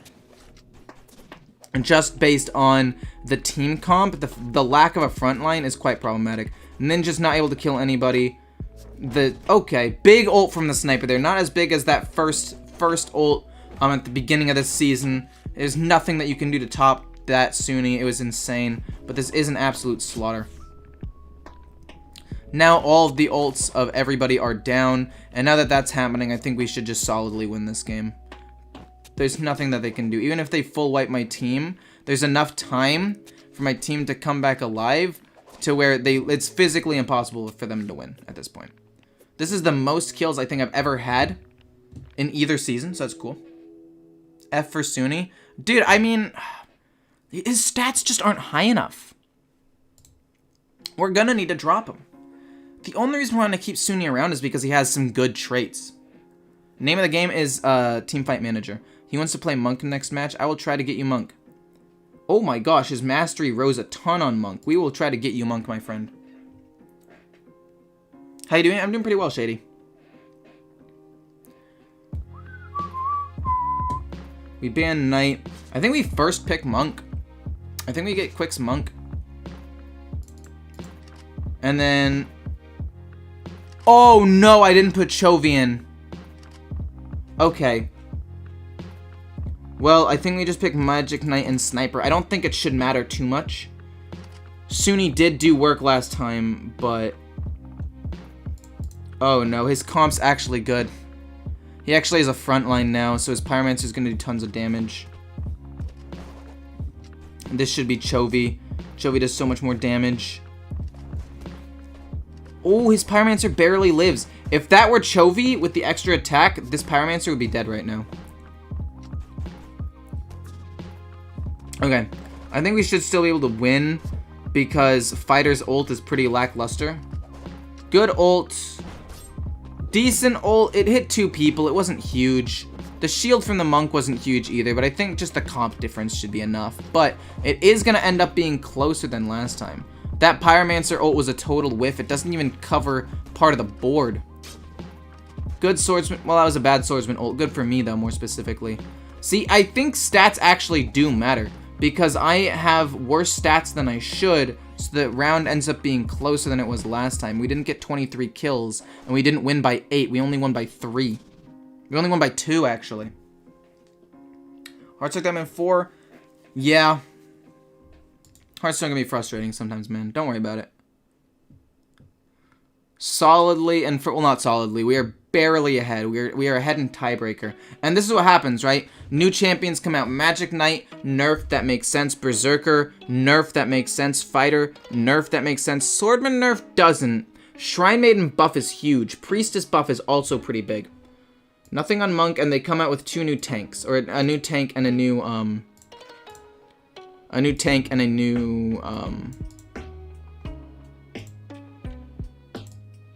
They come out with a new tank and a new assassin.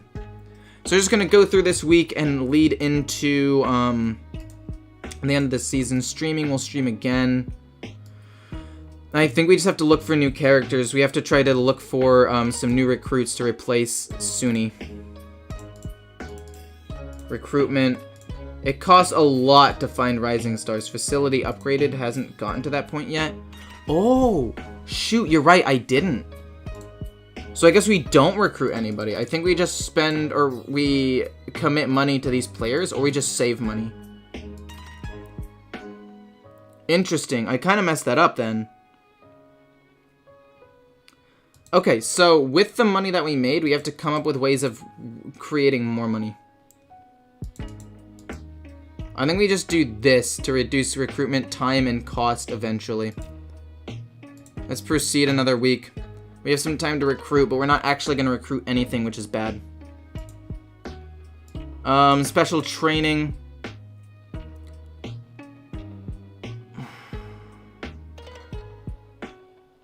Kind of want to get rid of his ninja and put another mage there, or a different assassin, but that's fine. Chovy. His stats aren't insane like I would like them to be, but... Wait, I had him training in... No, yeah, we just, strength and attack. We just train his attack a little bit. Mage of Success is very good for us. If we look here and we go to training... Suni training attack, that's fine. Angel training Berserker. He was just nerfed. I think we want to train defense. Because he's going to be my tank. I don't need him to do a ton of damage. You... Shrine Maiden was recently buffed. That's huge. Same with Priestess. I think I prioritize Shrine Maiden more, but we'll put one into Priestess so it slowly trains up over time. Chovy.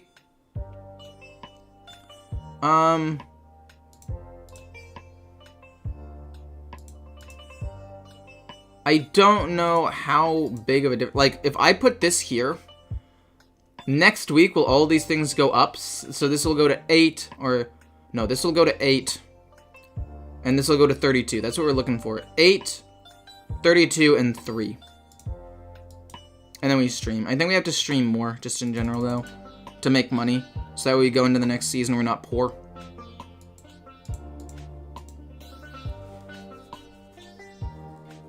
I haven't played since Zul'jin was played. That's so long ago.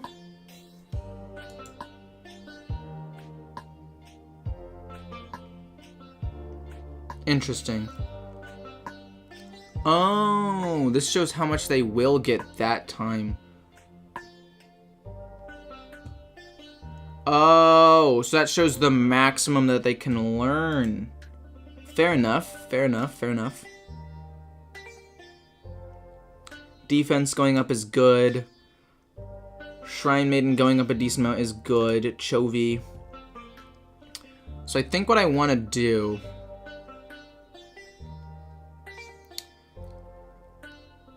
is I want to increase the stats like this. I want to prioritize Sniper and Pyromancer, and then Archer will be like a backup. We'll have Chovy stream. I don't know if streaming helps improve stats at all, but we'll see. We'll stream again. So we spent 1,400 gold, or we spent 1,500 gold to get extra activities. So we need to do this 30 times for it to break even. That's not good. Might not have been the best immediate investment, but I think it was fine in the long run. Chovy, we'll just have you keep streaming.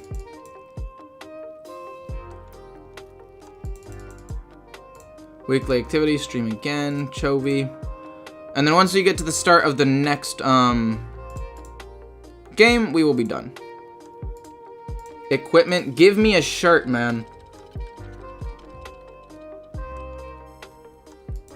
This game hates me. This game hates me. 7. This goes up to 16. Let's put this up to 18. Let's put that up to 11. It'll take 6 weeks to finish. That's fine. And just imagine if I actually had a shirt. Like, the shirt would increase my stats by at least +1/+1 across the board. Which would be nice. Weekly activity. We'll stream one last time on Chovy. Try to get him more popular because he's the person that I'm most likely going to keep for a while. Stream one last time with Chovy. And then I think that this should be it.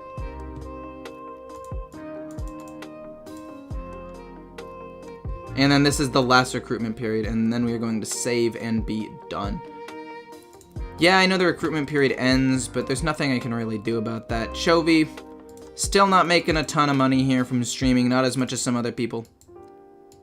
Some other people are making a lot more. I should just be using them, but I still want to make Chovy more popular overall.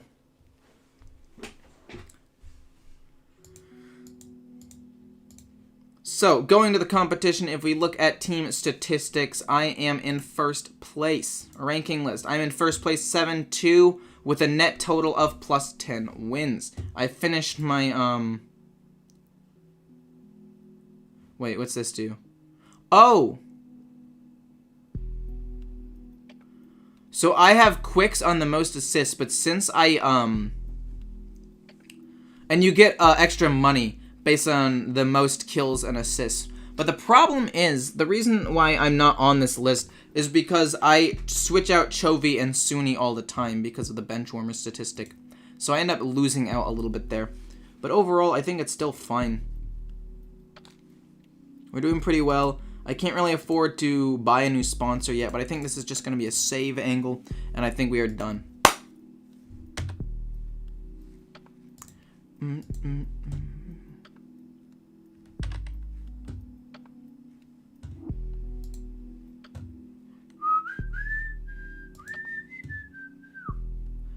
Well, that's it, guys. Bye. See you tomorrow.